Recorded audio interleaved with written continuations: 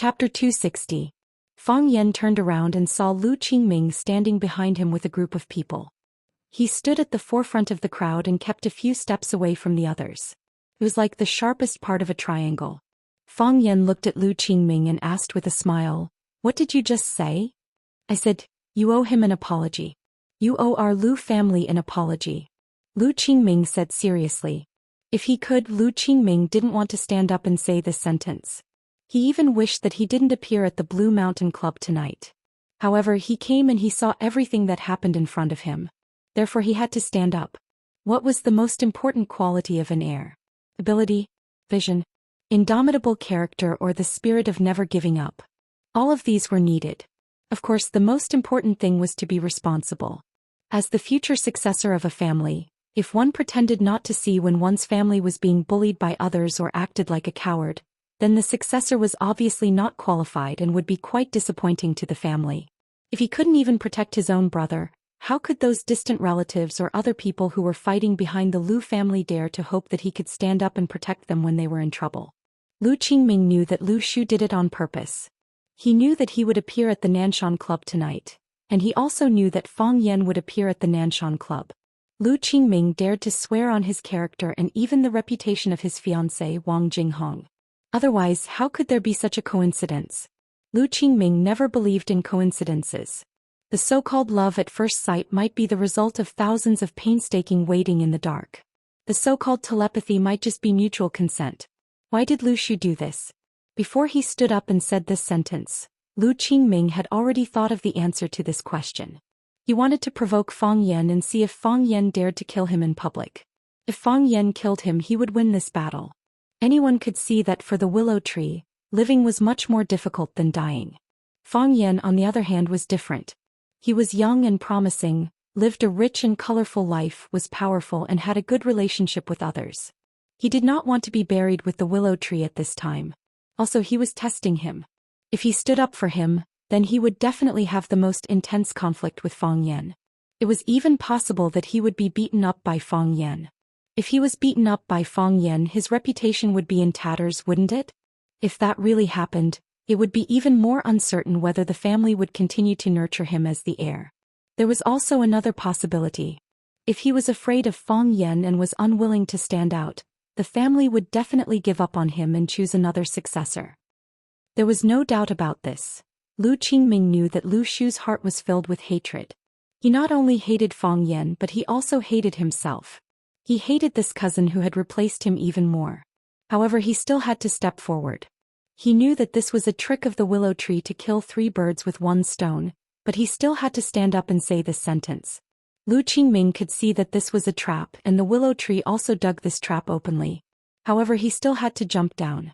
This was the scary part of the willow tree and also the reason why he was afraid of the willow tree from the bottom of his heart. Fang Yan smiled and looked at Lu Qingming and said, "I can understand your feelings at this time. Standing up and saying this sentence must be very difficult for you, right?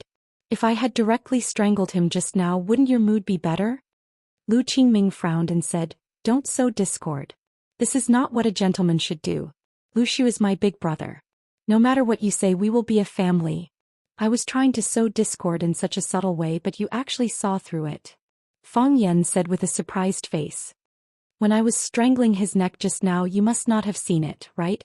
If you saw it, you would have come over and asked me to let go. Isn't that right?" Lu Qingming's face was extremely ugly, but it was difficult for him to refute Fang Yan's vicious words. When he came to the Blue Mountain Club, many people saw him. He came earlier than Fang Yan, so naturally he came earlier than the willow tree. If he didn't see the conflict between the willow tree and Fang Yan, wouldn't he be laughed at by these people present? Everyone was smart, and deceiving oneself was the most stupid behavior. Wang Jinghong walked to Lu Qingming's side with a glass of wine, looked at Fang Yan and said, "At that time he was lying on my body and busy. How could he have the time to pay attention to these trivial things outside?" Hua. Many people looked at Lu Qingming with a playful expression, and more people thoughtfully looked at Lu Qingming's fiancée, Wang Jinghong. This woman was not simple. She deliberately said that her relationship with Lu Qingming was so ambiguous, but it also helped Lu Qingming to get out of trouble. She had courage and wisdom. If Lu Qingming betrayed her in the future, perhaps these people present would spurn him for a lifetime. The pressure on Lu Qingming's body suddenly decreased. He coldly stared at Fang Yan and said, "We don't have anything else, but we have a bit of backbone. The Lu family's people can't be bullied by anyone." Pop. Fang Yan slapped Lu Shu's face. Lu Shu simply had no time to react and dodge. After being slapped heavily, blood flowed from the corner of his mouth. "I've already bullied him and I'm not going to apologize. What can you do to me?" Fang Yan asked back. "You're going too far." Lu Qingming angrily shouted. As soon as his voice came, a group of black-clothed people quickly came forward and surrounded Fang Yan. Lu Qingming was the heir that the Lu family was cultivating, so his defense was naturally much stronger than that of the disabled Lu Shu. Especially after the incident of Lu Shu being injured, they didn't dare to have any negligence on Lu Qingming. A few black-clothed people's temples bulged. At first glance it was obvious that they were experts with deep foundations. There were also a few people who put their hands into their pockets. Obviously there were weapons that they could rely on. This time Lu Qingming was going to go all out. "I don't care about my personal honor, but the honor of the family must be maintained," Lu Qingming said loudly. "I know that your skills are good and ordinary people can't do anything to you.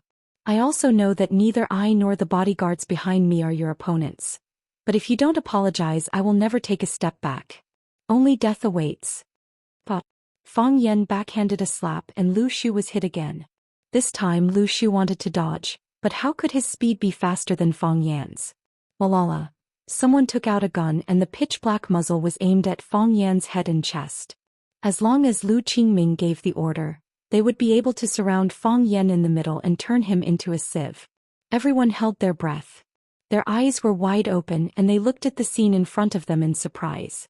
Had these people all gone mad? Lan Shanggu sighed softly. He knew that he had to step forward. He was the one who invited Fang Yan. Something happened to him, his wish would be completely ruined. Even if nothing happened to him, if he didn't step forward to help him when he was in trouble, he would probably have a negative impression of his character, right? Lan Shanggu walked between Fang Yan and Lu Qingming and said with a smile, "It's rare for everyone to have time to drink together. Why are you so nervous? Both of you give me some face and let's end today's matter here. How about it?" Fang Yan didn't care. He looked at Lan Shanggu and said, "Brother Lan, I was invited by you. You can do whatever you want. I'll listen to you." That couldn't be better. Lan Shanggu smiled and nodded, but his heart was extremely bitter. "Fang Yan, this bastard meant that since I was invited by you, I'll let you settle this matter for me. I won't care about what happens next. If you don't care about it, why are you slapping Lu Shu left and right?" The dignified young master of the Lu clan, one of the 4 prodigies of Huaqing, was taught a lesson like a grandson. Who would feel comfortable seeing that? He couldn't just sit on the mountain and watch the tigers fight. He was forced by this brat to take a side.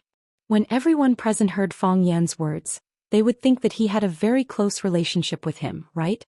How would the Lu clan look at him? Now that things had come to this, it was too late for Lan Shanggu to regret. He looked at Lu Qingming and said, "Qingming, there's no problem with Fang Yan anymore. What do you say?" Lu Qingming hesitated for a moment and said, "I have to give Brother Lan face. Today's matter can end here, but I've formed a grudge with him." Lan Shanggu laughed loudly and said, "Qingming, I'll remember this favor." Lan Shanggu pulled Fang Yan and wanted to leave. This Blue Mountain Club really wasn't a place to stay for long. The wind behind him whistled. Fang Yan suddenly turned around. Boom. Fang Yan punched out, colliding with the cart pusher Qin Pu's fist. Qin Pu's right fist was injured, so he used his left fist to attack. Not only did his strength not weaken, but it became even more vigorous. If this situation occurred, then it proved that Qin Pu was left-handed. He didn't know whether to praise this guy's insidiousness or laugh at his stupidity. He actually wanted to hold back when fighting with him. The 2 fists collided and energy flowed everywhere. Even though Qin Pu had secretly prepared for a long time, Fang Yan's sudden attack still gave him the upper hand. Qin Pu didn't have enough energy and his feet slipped on the floor. Fang Yan's body moved forward as if attracted by that energy. When Qin Pu's old energy was exhausted, Fang Yan's fist suddenly opened, and his palm quickly wrapped around Qin Pu's fist. "I hate sneak attacks," Fang Yan said. He suddenly exerted force and only a "kacha" sound was heard. Qin Pu's fist was squeezed together and turned into an ugly meatball. His finger bones were all broken and became a pile of bone fragments. Chenpu screamed. He couldn't bear the pain anymore and fainted on the ground. Chapter 261. If you don't do some things well, you're bullying others. If you do it well, you're not as good as others. Chenpu was not satisfied and attacked angrily. But because he wasn't as strong as Fang Yan, his fist was crushed. In other people's eyes, he was not as good as others. If you have the ability, then fight with others. What kind of hero are you if you sneak around? Everyone likes to take shortcuts, but everyone doesn't want others to take shortcuts. However, Fang Yan's combat power was shocking. Many people present were thinking that they must get a ticket to the competition at the peak of the sword. If Fang Yan still lost, how powerful would that sword god from Japan be? Especially some female audience members, their eyes were full of strange amorous feelings when they looked at Fang Yan. Including those women who went to toast Lu Shu and said he was a hero. Although they felt that Lu Shu's desperate counterattack was very admirable, if they wanted to find a man to sleep with, it would be better to find a handsome young man like Fang Yan. In the end, this was still a world that looked at people's faces. Chenpu was lying on the ground. His arms were seriously injured, but not a drop of blood flowed out. However, blood flowed from the corner of his mouth. That was because his internal organs were injured when he fought with Fang Yan. Chenpu, who also worked for the Lu family, was injured. Those bodyguards in black were ready to make a move, but Lu Qingming didn't seem to see this scene. They immediately turned their eyes elsewhere. Fang Yan left with a smile on his face. Lan Shanggu also left. He cupped his fists and apologized to the people around him. Lu Qingming walked to Lu Shu's side and supported his unsteady body. He said with concern, "Big brother, are you okay?" Lu Shu raised his head to look at Lu Qingming and laughed. "Big brother, what are you laughing at?" Lu Qingming asked. "In the past, when I heard people say that our Lu family has a talent, I felt a little guilty. But after seeing Qingming's performance tonight, I know that what they said is true. The onlookers see clearly while the players are confused. They were the ones who could see things more clearly. I'm really happy to have a younger brother like this." Lu Shu held Lu Qingming's hand and said with a smile, "I cheated you once and you also forced Fang Yan to slap me a few times. We brothers are even this time, right?" Lu Qingming said with a serious expression, "What does big brother mean? Why would I force Fang Yan to hit you? I just wanted to get justice for you and get back some face for our Lu family. How could I force him to slap you? Does big brother think that I shouldn't do this?" Lu Shu patted Lu Qingming's shoulder and said, "Just based on these words, you are more suitable to be the successor of our Lu family than me. I admit that I'm shameless." "You're shameless. You don't even want to admit it." Lu Qingming coldly snorted and said, "You're my big brother. I have nothing to say if you lecture me. But when we are outside, we should save some face for the Lu family. The family must already know about this matter. Big brother, go back and explain it yourself. Take care." Lu Qingming didn't want to deal with Lu Shu. After saying this, he led a group of people outside. Lu Shu laughed again. He pointed at Lu Qingming's back and said, "Did you see that? This is my younger brother, the future successor of the Lu family. He did a better job than me. The future of the Lu family is limitless." Lu Shu bent down with difficulty to pick up the wolf mask from the ground and put it back on his face. He carefully climbed onto the wheelchair and personally turned the wheelchair to go outside. His movements were awkward and strenuous. His short and skinny figure sitting on the wheelchair made people feel sad. "Give me a grilled fish, 10 mutton skewers, 10 kidney skewers, 2 eggplants and 2 corn. Give me tender corn, don't be like old tree roots that can't be bitten." Lan Shanggu was obviously a regular customer of the barbecue stall. He sat down and began to order skillfully. "All right, give me a pot of edamame and a pot of boiled peanuts to go with the wine. You definitely don't have Mao Tai here, so bring a box of beer. I want it cold, the colder the better." After the big-breasted and big-ass proprietress happily ran off to place the order, Lan Shanggu looked at Fang Yan and said, "What? Do you think the 4 talents of Huaqing shouldn't be sitting on the side of the road eating barbecue? I think it's a bit weird." Fang Yan said with a smile.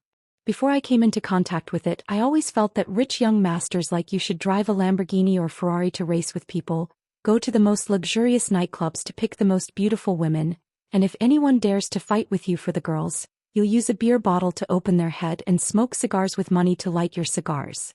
Lan Shanggu laughed and pointed at Fang Yan and said, Are you praising us or insulting us? I can guarantee you that if any of our friends in our circle dared to do this, they would be scolded as a country bumpkin. Haha, playing with the most beautiful girls at nightclubs, smoking cigars with money to light your cigars. How did you think of that? Lan Shanggu took out a pack of cigarettes from his pocket. It was a pack that cost more than 10 yuan. He handed one to Fang Yan and lit it himself with a lighter. The lighter was also the kind that cost 1 yuan, and the words Huading Real Estate were written on it. After Lan Shanggu took a puff, he said with a pure smile, "It's not as particular as you said. It's not that I haven't done things like going to the most luxurious nightclubs to play with the most beautiful women, but I'm sick of it after doing it once. Not sick of it once, not sick of it twice. I'm not used to cigars, they taste too strong. As for using money to light a cigarette, I've never done something like that. Those with little money are reluctant to do it, and those with too much money are disdainful of it. Only those idiots with abnormal brains would do something so stupid that it makes people laugh their heads off. I'm a child from a courtyard. What we often do is steal the Mao Tai at home, run to a barbecue stall to eat barbecue, drink Mao Tai while eating barbecue and brag with our friends.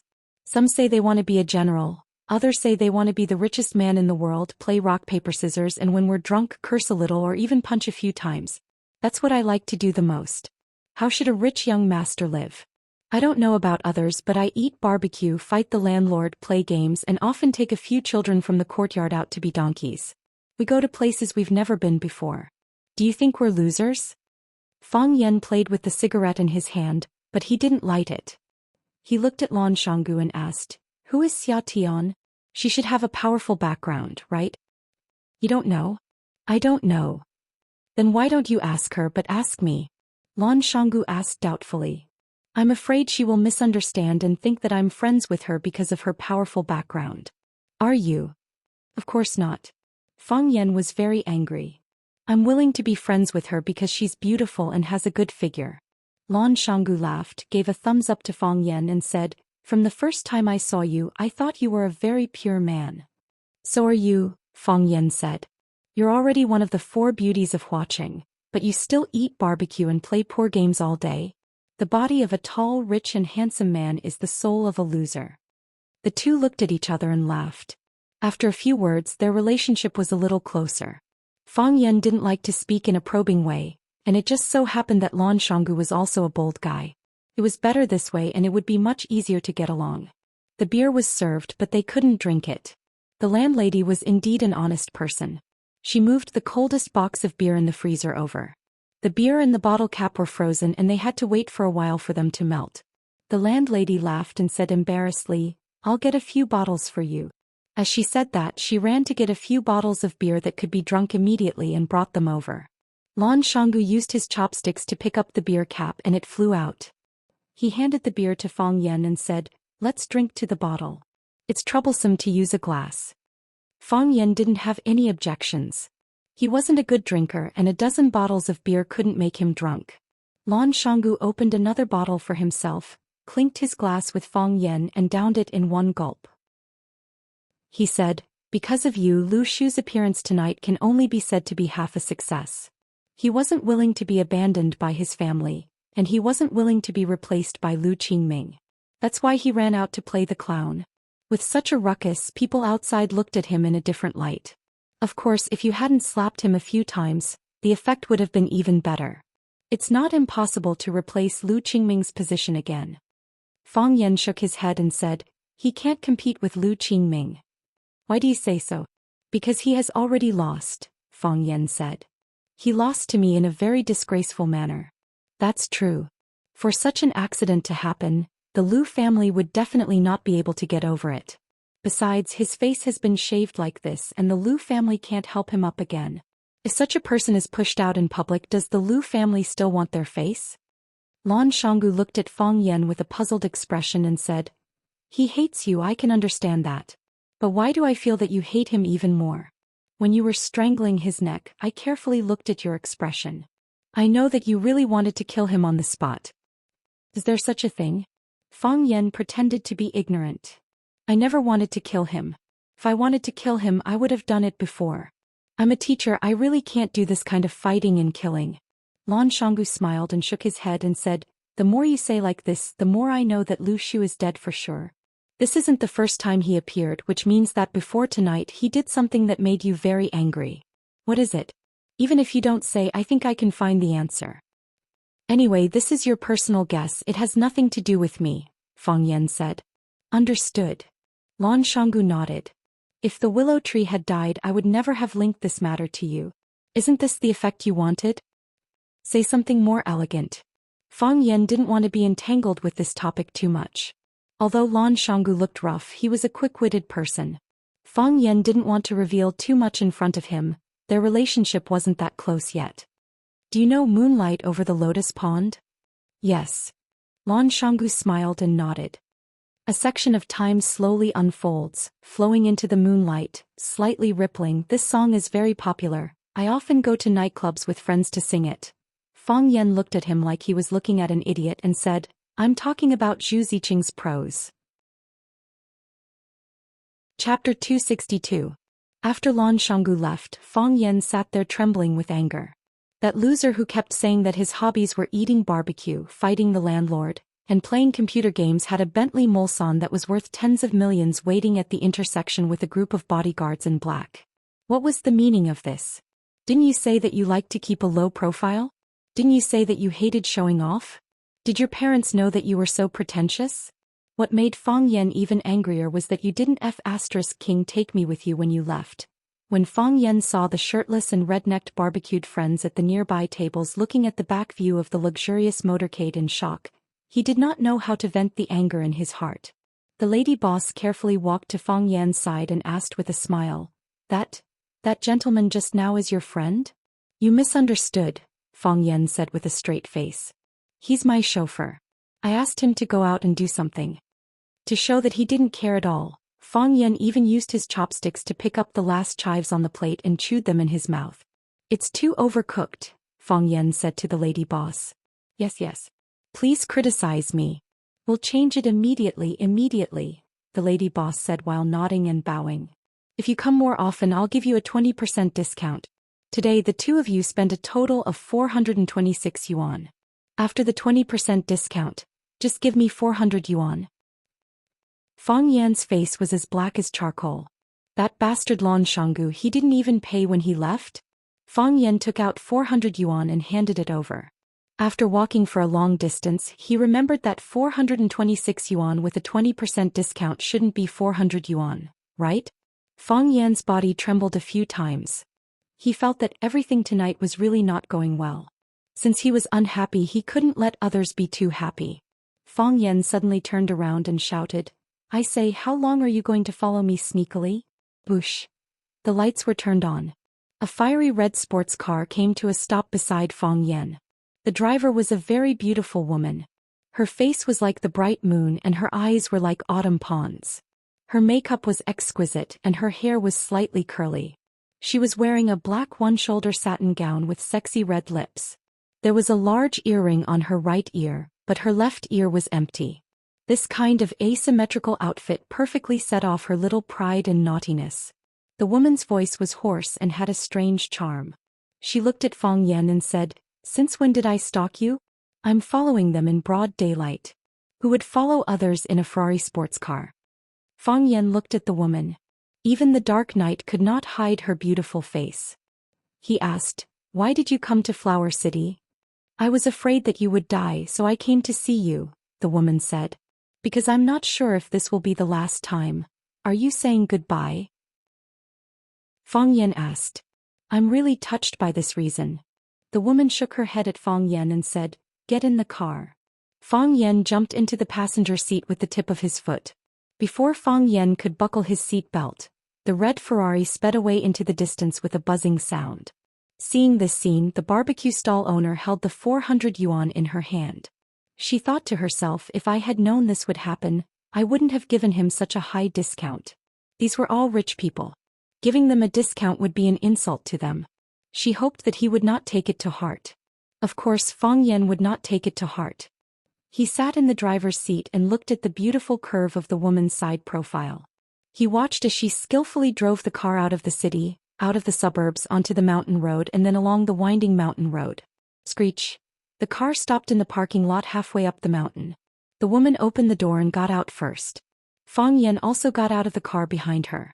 The woman took out 2 bottles of Mao Tai from the car. She threw one to Fang Yan and unscrewed the cap of the other. This is my grandfather's treasure. It is said to be the raw pulp of the first batch of liquor when the Mao Tai liquor factory was just established. The old man was the first defense chief of Tianfu at that time, so he had a lot of stock. Over the years, other than his old comrades who came over, he would grit his teeth and open a bottle. He didn't even look at the others.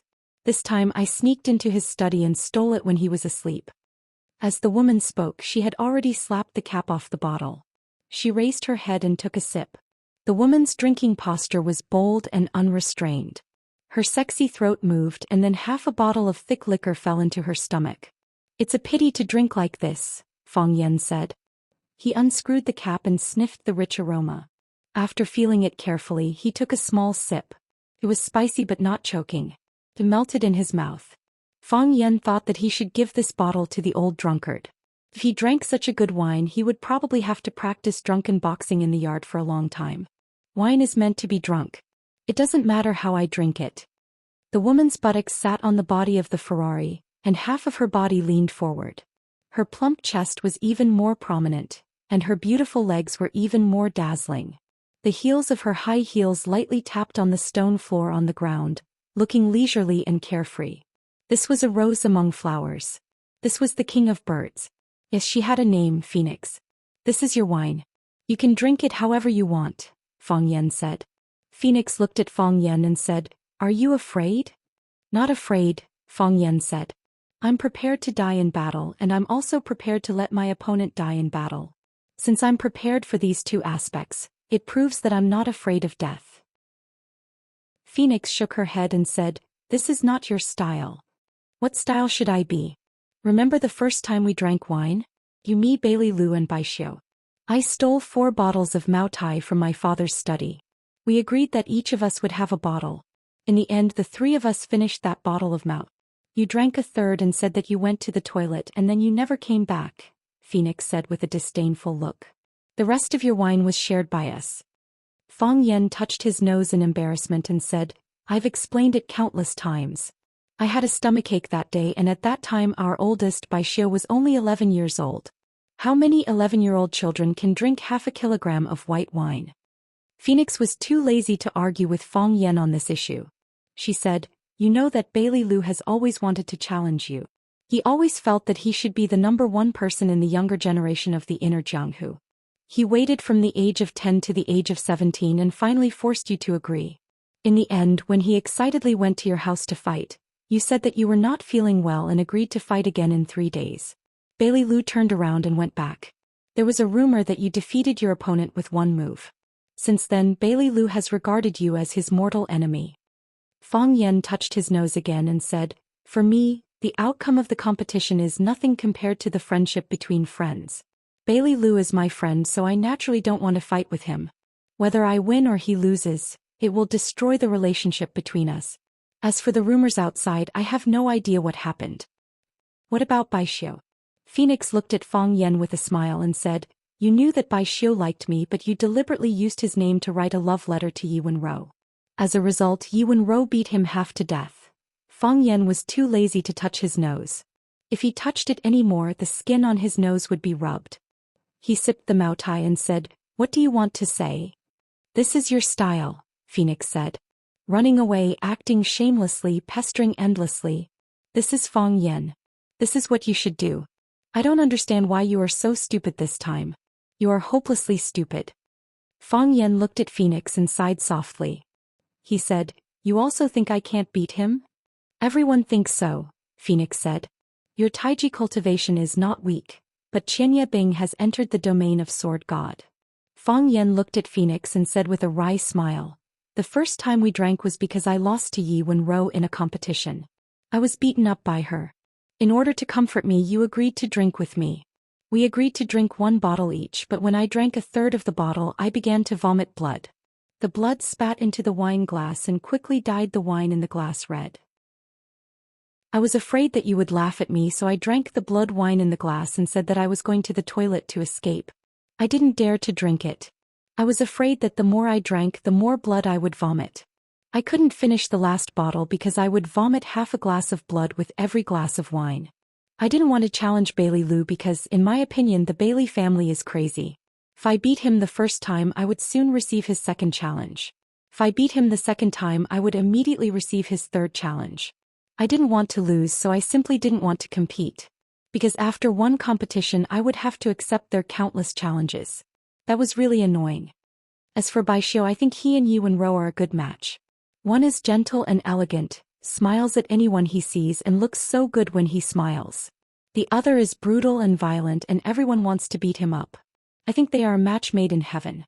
I was afraid that they would miss this good fate, so I wrote a love letter to Yi Wenro in the name of Baishio. You know, among us, my writing is the best. When Fatty and the others ask me to write love letters, they should at least bring me 2 bottles of good wine or give me a few bags of good medicinal herbs. I wrote love letters to Baishio, but I didn't accept anything from him. I was even generous and didn't let him know.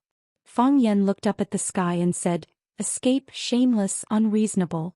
I always do things like this. But not this time. I don't want to escape, I don't want to be shameless, I don't want to be unreasonable.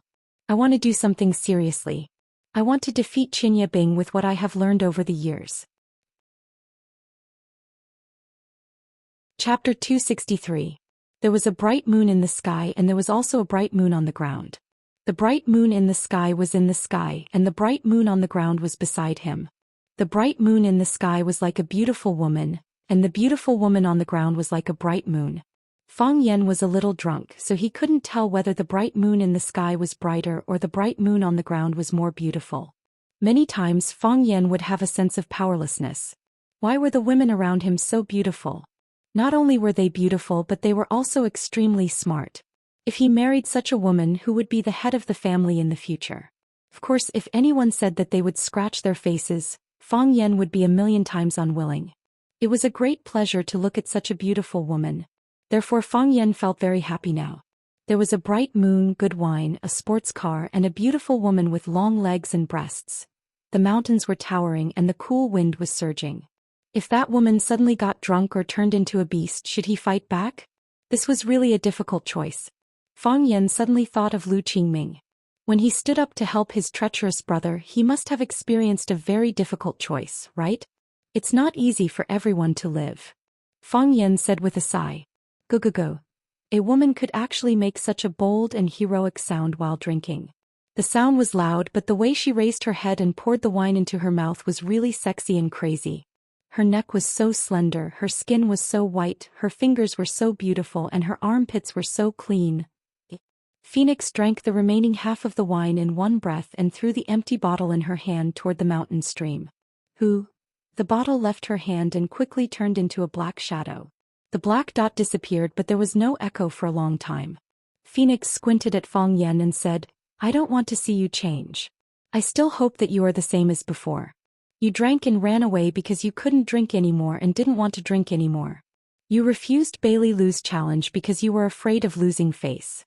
You used Baishio's name to write a love letter to Yiro because you also like me." Fang Yan's jaw dropped as he stared at the phoenix in a daze. "Don't look so surprised. Even a fool can see through your childish behavior." Phoenix sneered. "On my birthday you let Fang Yingying put laxatives in other people's cakes. In order to make them take the bait, you forced Fang Yingying to eat first. In the end, Fang Yingying and the boys had diarrhea for the whole day. You dragged me to the Great Wall and set off fireworks for half a night. The day before Valentine's Day, you dragged Baishio and Bailey Lu to your house to drink, saying that whoever won would get the chance to ask me. Baishio and Bailey Lu were very happy because they could drink better than you. Later, the old drunkard accidentally smelled alcohol and dragged Baishio and Bailey Lu to drink until the next morning. On Valentine's Day, they vomited all their bile. You picked a bunch of wildflowers from my yard and gave them to me. Then you dragged me to the river and sat foolishly for the whole morning. While I was asleep, you wanted to secretly kiss me." Fang Yan trembled with anger. He angrily accused her of inaccurate statements and said, "You were asleep. How did you know I wanted to secretly kiss you?" "Because I was pretending to be asleep," Phoenix said matter-of-factly. "Don't you know that girls like to pretend to be asleep?" "Impossible." Fang Yan shook his head. "I clearly checked your pulse. Your breathing and pulse were exactly the same as when you were asleep. Idiot. Phoenix shook her head helplessly. Sometimes you're smart, but sometimes you're just plain stupid. For people like us, how hard is it to disguise our breathing and pulse? I can find 100 ways to do it, okay? Locking one's chi, closing one's consciousness, returning to one. Fang Yan trembled even more and scolded, "You idiot woman, you even cheat in this kind of thing. You are busy scheming against others all day long. What other words of yours are true? I don't want you to die." Phoenix looked at Fang Yan and said resolutely, "This sentence is true. Bailey Lu hates you, but he doesn't want you to die. So he came. Bai Xiu doesn't want you to die either, but he can't come. He said that you don't like him. If he comes, it will only make your state of mind unhappy." This hypocrite. Fang Yan gritted his teeth and said, "You obviously don't want to do something, but you always say it in such a dignified way. No wonder the two of you can get together." Phoenix was silent. Fang Yan didn't want to say anything even more. Yes, Fang Yan liked Phoenix, but the person Phoenix liked was Bai Xiu. Fang Yan's first love was snatched away by another man. Oh, it couldn't be said to be snatched because the girl had never belonged to him.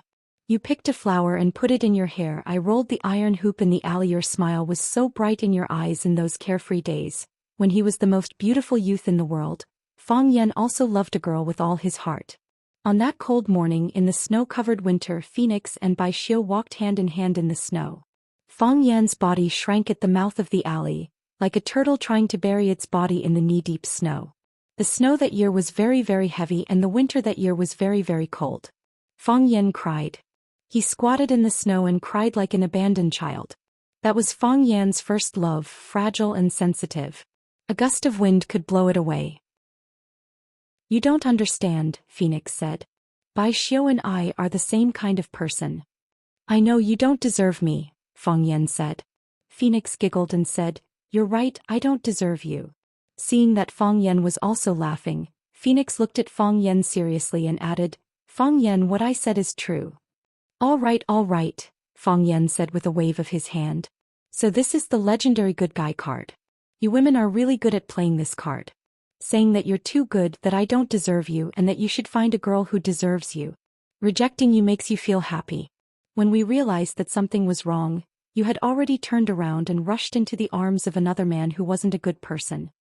Phoenix laughed even more happily and said, "Right, Fang Yan, this is the real you. Weren't you good in the past?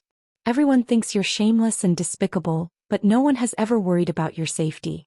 Bailey Lu once told me that the three of us have grass growing on our graves. Maybe you've even grabbed the little girl's hand to read her fortune. Fang Yan, why do you want to change? Not because you've grown up, not because you've matured. Who said that you have to die once you've grown up? Who said that? Who said to let him die once in front of me?" Fang Yan looked up at the bright moon in the sky. The light of the bright moon also shone on his delicate face. His eyes were firm and his voice was soft as he said, "I want to win glory for the country." Phoenix left. She left in a rage.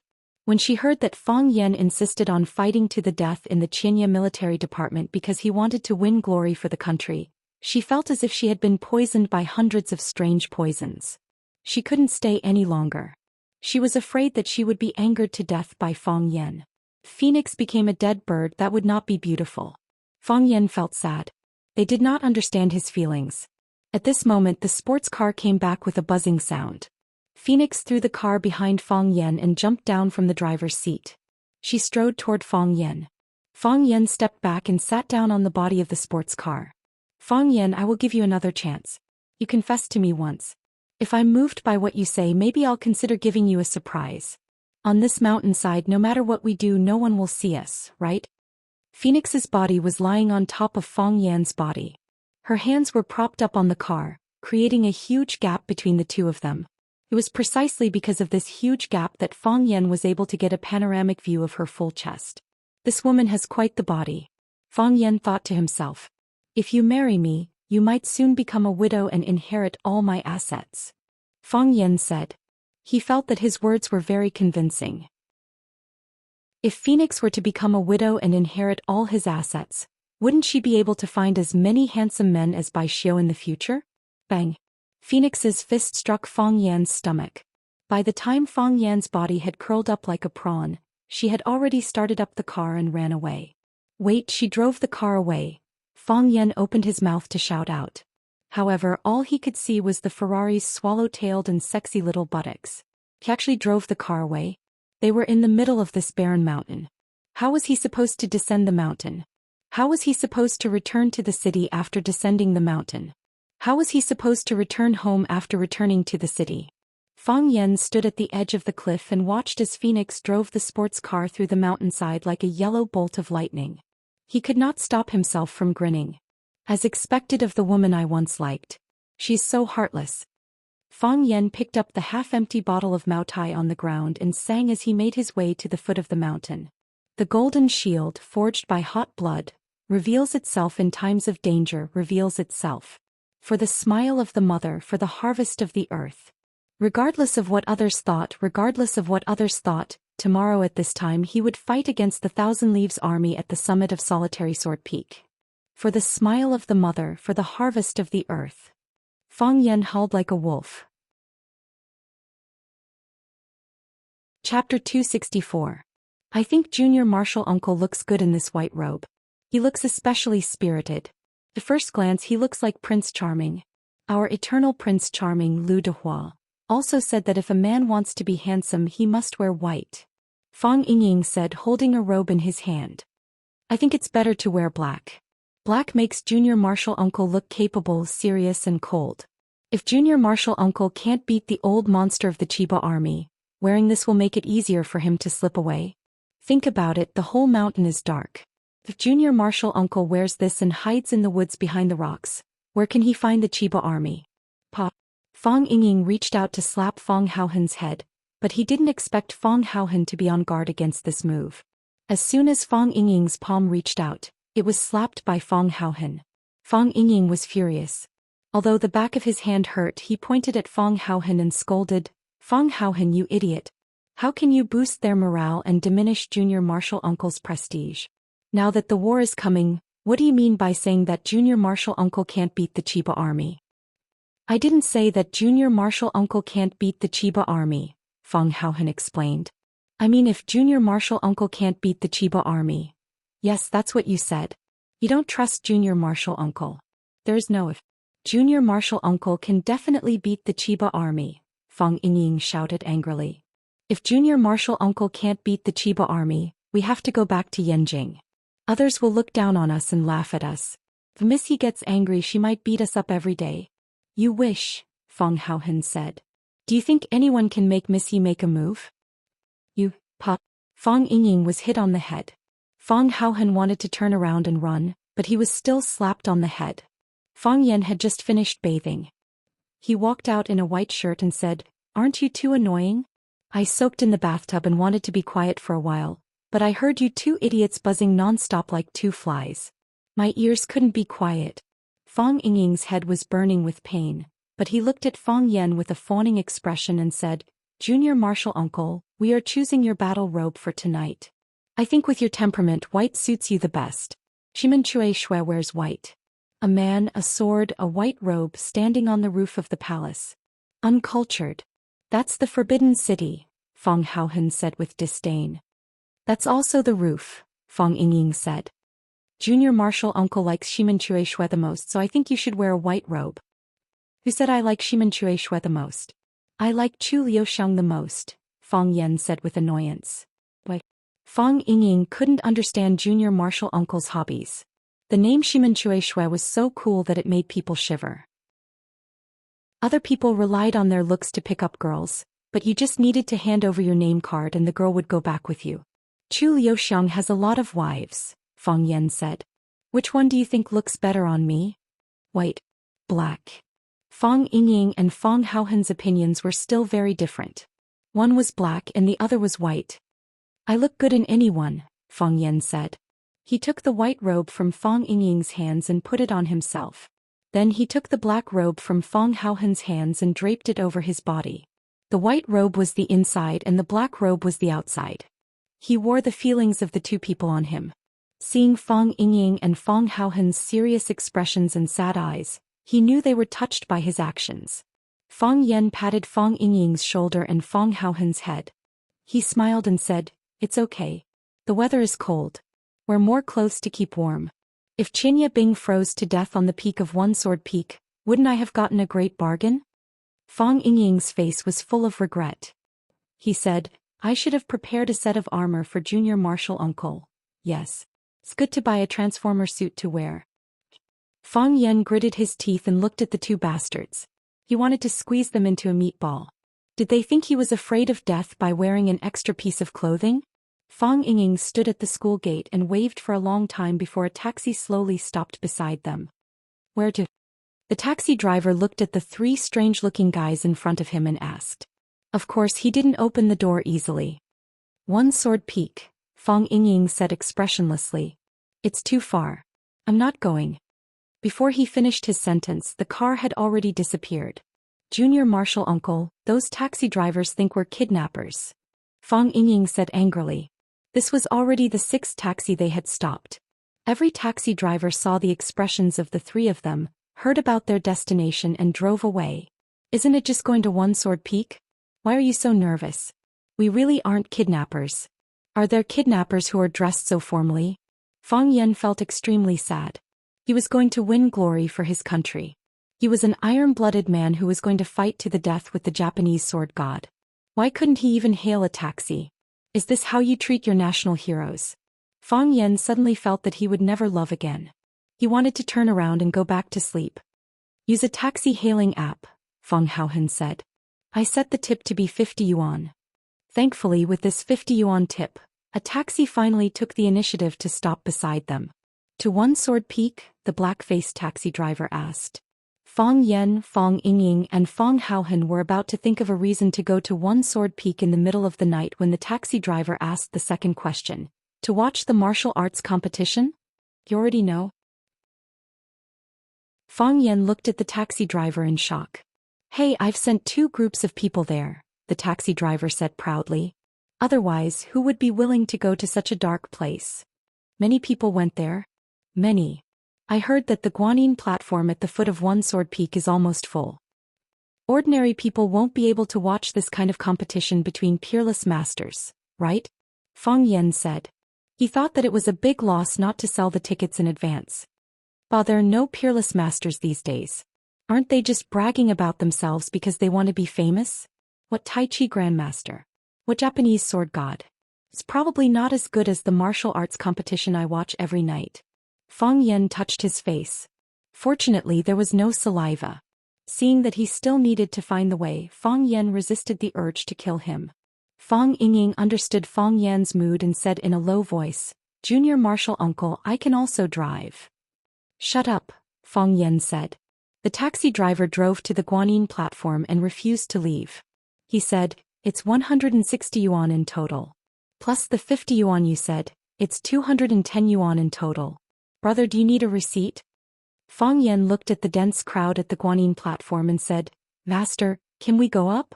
We're only halfway up the mountain. Oh brother, it's not that I don't want to go, but look at the traffic ahead. I can't go even if I want to. The taxi driver complained. Fang Yingying paid the driver. They got out of the car and walked toward the top of Mount Esword. Melon seeds, peanuts, beer, binoculars. Hey, there are people who come here to do business. These merchants were really all-pervasive. Mount Esword was an undeveloped mountain range. It used to be the base camp of the racing gang. Today the mountain road was full of cars. The racing gang didn't have a chance to show off. But when they parked their gorgeous sports cars at the Guanyin platform, they received more exclamations and envy than if they won the racing championship 100 times. The higher they went, the more rugged the mountain road became. In the end, there was no way to go. This was also the reason why most people stayed at the Guanyin platform. It was very dangerous to climb the mountain in the middle of the night. If they accidentally rolled down, they might even lose their lives. Of course, such steepness was not an obstacle for Fang Yen, Fang Yingying and Fang Haohen. They ran as fast as they could to the top of the mountain. Looking at the moon in the sky, their minds wandered. It's so cold, Fang Haohen said. Junior Marshal Uncle was really smart. He put on 2 coats in advance.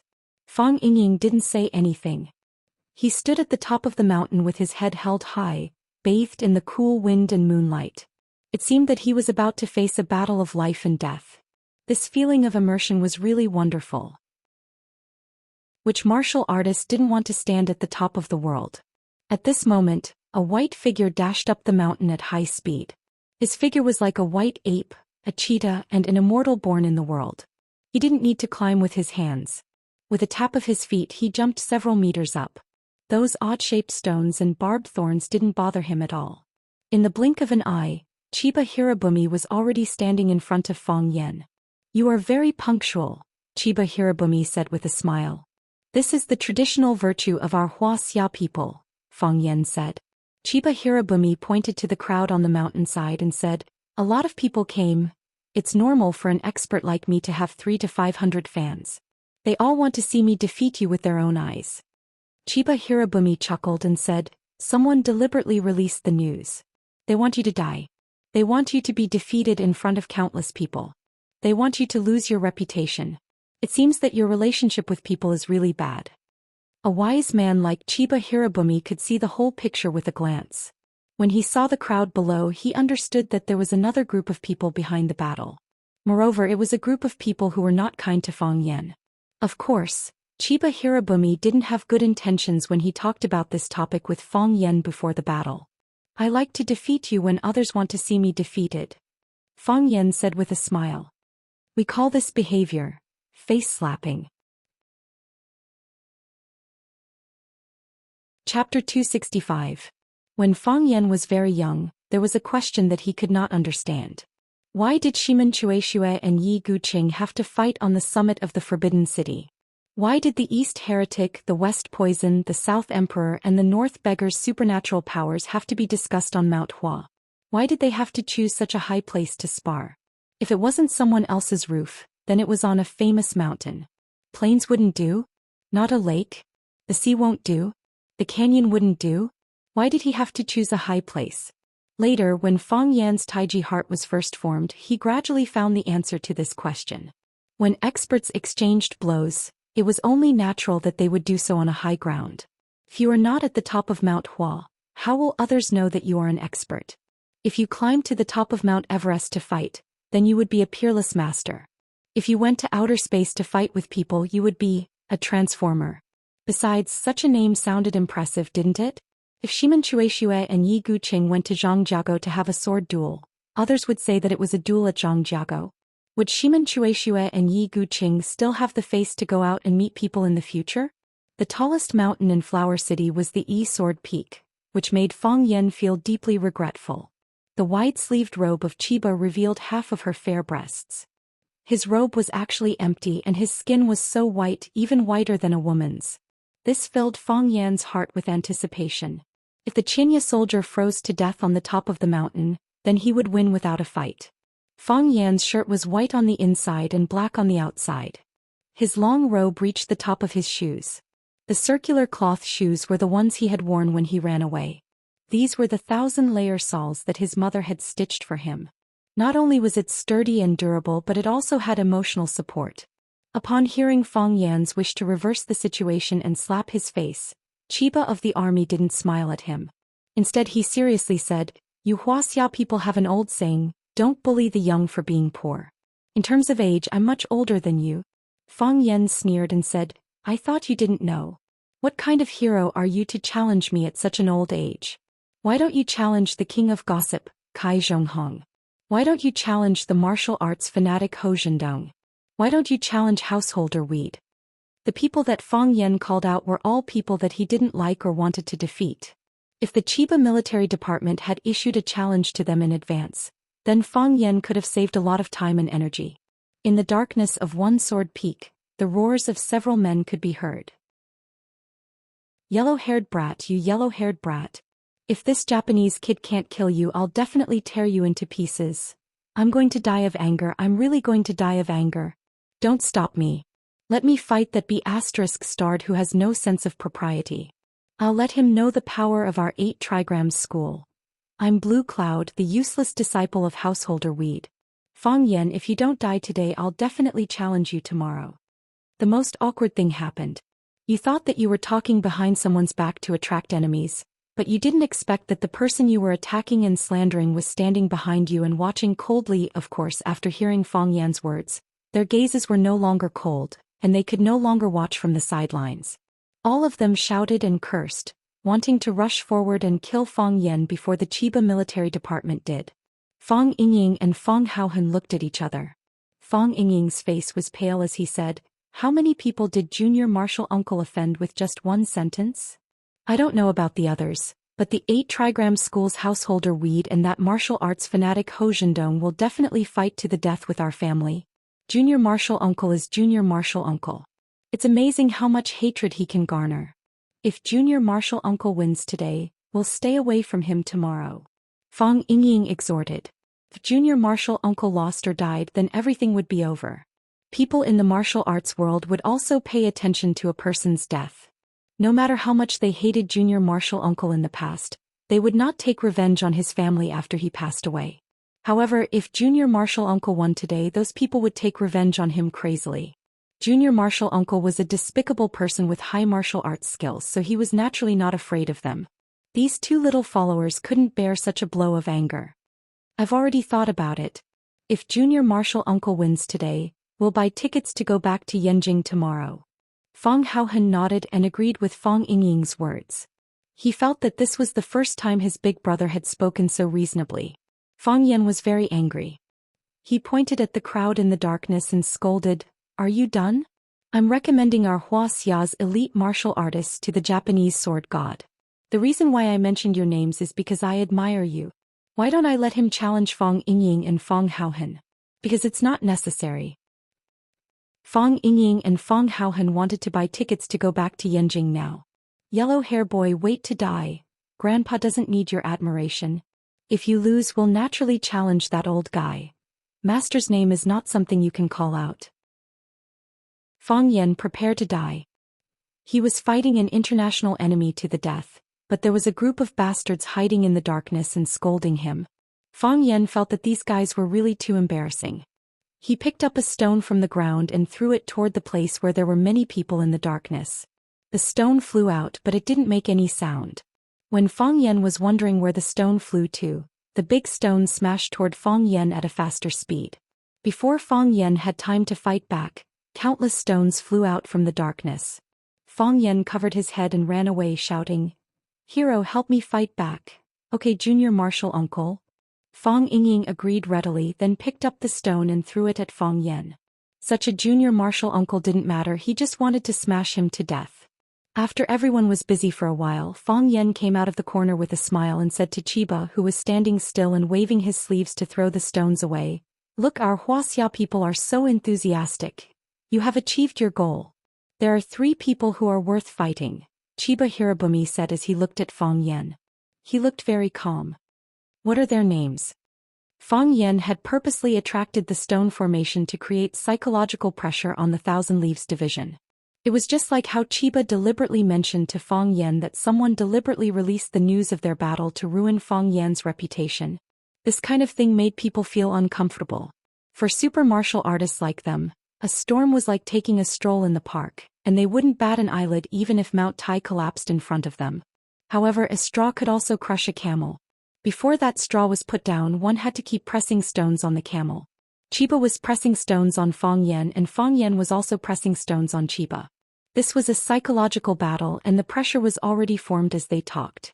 "I've already said that they are Grandmaster 8 Trigrams, martial fanatic Ho Zhendong, and Weed Hermit's disciple Qing Yun. I just don't know if Weed Hermit, that old Taoist, is here. He's very good at climbing the cloud ladder." Chiba didn't disappoint Fang Yan. He said decisively, "After I defeat you, I'll visit them one by one." What's more, this one sentence had created 3 opponents for him at once. This was a trap that Fang Yan had dug for him, and it was also an inner demon. He had to take Fang Yan's move. Before setting foot on the magical land of Huaxia, Chiba already knew that Huaxia was full of martial artists and talents. So what if 3 top-notch experts appeared with one stone? So what if I have to accept their challenge after I defeat you? Entered the Tao with the sword. With a sword in hand, the world is mine. Those who block my sword, I'll cut their bodies and destroy their spirits. Whether it's 1 person or 100 people, they'll all die under my sword. How lonely would it be without human blood to feed the sword? With this thought, Chiba's heroic spirit reached the clouds, and his fighting spirit rose in him. Fang Yan waved his hand. Fang Yingying and Fang Haohen immediately ran faster than rabbits. A great battle was about to break out. They were afraid that they would get involved in it. Chiba raised the middle finger of his right hand. His feet didn't move at all, but he rose into the air out of thin air. The mountain wind whistled, rustling the weeds and leaves on the ground. The strange thing was that Chiba's clothes and long hair were tightly attached to his body, completely unaffected by the wind. This was a shield of qi which could release qi and cover his whole body. Fang Yan knew that at this moment, Qinya's Department of War could not be touched by wind, rain, or mosquitoes. With this person's profound cultivation, even if an ordinary person hacked at him with a saber or axe, they would not be able to harm him. This was the world of high-level martial artists, which was also the inner Jianghu that ordinary people didn't know. Fang Yan was the opposite of Chiba's. He stretched out his arms, and the black robe covering him was blown away by the mountain wind. The wind was soft and gentle, helping him take off his cumbersome clothes very skillfully. The tip of his right foot touched the ground and began to draw a semicircle in front of him. If you looked carefully, you would find that the tip of Fang Yan's foot didn't actually touch the ground. It didn't even touch the weeds and mud on the ground, but there was a clear semicircle on the ground. Some weeds and leaves were cut, giving off the sweet smell of juice. Fang Yan was dressed in white. Just his good looks alone made people feel that he was extremely handsome and suave. Fang Yan bowed slightly and his plum blossom steps were natural. His hands also danced with his body consciously. The wind was blowing and he was blowing with the wind. The tree was shaking and he was shaking with the tree. He was the wind and he became the tree. As soon as Tai Chi entered meditation, everything was put down and he entered a peaceful world. It seemed that under the bright sun in the universe, in the flowers and plants, he was swaying and flickering. Seeing Fang Yan's state at this time, someone in the dark shadow cheered. Tai Chi is most particular about starting momentum. Starting is part of Tai Chi and it is also the beginning. Quiet like a 1,000-year-old pine and cypress, 10,000-year-old tortoise. Moving like a river dam, wind and thunder rolling, stars falling, planets crashing. This kid actually has the momentum of wind and thunder when he moves. Interesting. Chiba heard the comments of the outside world. In his world, every flower, every grass, every insect, every bird, every sound was captured by him at will. In his absolute wall domain he was the god that ruled the world. This was somewhat similar to Fang Yan's heart of Tai Chi. All methods returned to the origin. The origin of the world was unique. Anything that was done to the extreme would enter the same domain.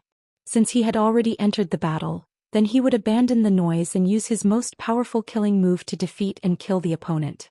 This was respect. Chapter 266.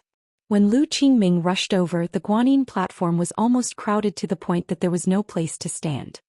He looked up at the top of the mountain, but he couldn't see anything except the lonely cold moon. What are they looking at? Lu Qingming asked with a frown. There were so many people at the scene but no one spoke. Everyone stretched their necks to look at the top of One Sword Peak. It seemed that an unprecedented battle was taking place there. Even if there were really people competing and fighting, they couldn't see it with their naked eyes. Was there a need to be so serious and devout? Young master, let's go a few steps forward. There's an old gentleman pavilion there. Our people have already inquired about it. That's the best place to watch the martial arts. Captain Ning He, who was behind Lu Qingming, whispered. Lu Qingming nodded and thought that it should be so. If he squeezed with these people he wouldn't be able to see any good show. He could only look at these black heads and smell the hot, sweaty odor coming from their bodies. The Old Lord Pavilion was a simple and crude pavilion, with 4 stone pillars and an arched dome. There were no tables or chairs and it was even difficult to shelter from the rain and wind. It was said that when Taishang Laojun climbed the mountain he rested here, and later generations built a pavilion at the place where Laojun rested. Wasn't Taishang Laojun an immortal? With a wave of his sleeves he could go beyond the 9 heavens. Why did he have to rest halfway up the mountain after climbing One Sword Peak? When Lu Qingming came over, there were already several black figures in the pavilion. What was even more surprising was that they had prepared their own wooden tables, chairs, fruits and wine for themselves. Lu Qingming's eyes turned cold. When he was about to ask Ning He who those black shadows were, someone took the initiative to greet him. Qingming, come here quickly. It's really boring to drink alone. You came at the right time. Jiangzhilu. This was the voice of Jiang Zhulu, who rarely appeared outside recently. Lu Qingming didn't like to deal with Jiang Zhulu because he felt that the father and son, one was silent and treacherous, and the other was gentle and cunning. Neither of them were good people. Of course, how could there be good people in their circle? Since others had invited him, it would be extremely impolite to refuse. After all, they were all familiar with each other, so it was still polite to drink a glass of wine together. Moreover, if it weren't for the fact that he had been performing quite well recently and had an obvious upward trend in the Lu family, the proud and arrogant Jiang Zhulu wouldn't have taken the initiative to invite him over for a drink. Lu Qingming strode towards the old lord's pavilion. When he got closer, he discovered that Jiang Zhulu was holding a small telescope in his hand and was peering at the top of the mountain. Lu Qingming thought, in this kind of dark night, separated by such a long distance, no wonder when I saw them I was just a black shadow, but he was able to recognize me at a glance. It turned out that he had the help of binoculars. She also thought that if he kept looking at her with binoculars, then wouldn't he be able to see the changes in her expression when she heard his voice? Feeling a little unhappy, he secretly decided that he would work hard to improve his self-cultivation in the future and strive to be able to keep a straight face no matter what happened. Jiang Zhulu put down the binoculars in his hand and smilingly said, "Come, Qingming. Let us brothers have a drink. This cool breeze is refreshing, the boundless winter moon is boundless, there are friends, good wine, and there's even someone who will put on a life and death show for us. Isn't life happy?"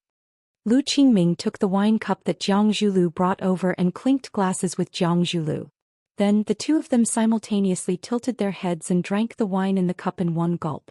Putting down the wine cup, Lu Qingming sized up the decorations of the old lord's pavilion and asked with a smile, "Big brother Jiang has been here for a long time?" "Of course." Jiang Zhulu didn't hide his thoughts. "Fang Yan is an old friend of mine. He is fighting with his life on the line and is in danger. How can I not be concerned about such a big matter? So, I had them come to Mount One Sword to survey the best viewing area and prepare a table and good wine. Every time Fang Yan wins I drink. Every time Fang Yan takes a step back I drink. He fights with his fists, I fight with my wine. Together we will fight the Japanese sword god." Lu Qingming was very clear about the relationship between Jiang Zhulu and Fang Yan. Lu Qingming wasn't the only one who knew. There weren't many people in the upper circle of Huaqing who didn't know. Originally, Lu Chaoge was the Jiang family's daughter-in-law. Jiang Zhulu took care of Lu Chaoge in every possible way. Even Lu Qingming thought that the two of them would eventually be together. It was impossible for Lu Chaoge to escape the Jiang father and son's schemes. Because of Fang Yan's appearance, the situation underwent a shocking reversal. Lu Chaoge and Jiang Zhuliu's relationship gradually drifted apart. Instead, she became more and more intimate with Fang Yan. More importantly, Lu Chaoge forced Jiang Zhulu to return their family's shares, but she secretly used the real Rubik's Cube technology to create an innovative energy company. Chaoyan Technology was a newly opened small company that was unknown to the outside world. However, it received the attention of all the energy giants in the country or those who wanted to enter the energy industry. Because everyone knew that if there were no problems with the Rubik's Cube technology, whether it was used for military or civilian use, it would bring unimaginable profits to investors. Lu Chaoge founded Chaoyan Technology, but she sold her Longtu shares to the Lu family at a sky-high price. Now the Lu and Jiang families were fighting in the Longtu group. The two families were like fire and water, fighting for power and profit endlessly. This was also the reason why Lu Qingming was unwilling to approach Jiang Zhulu when he heard his voice. Now the relationship between the Lu and Jiang families was too tense.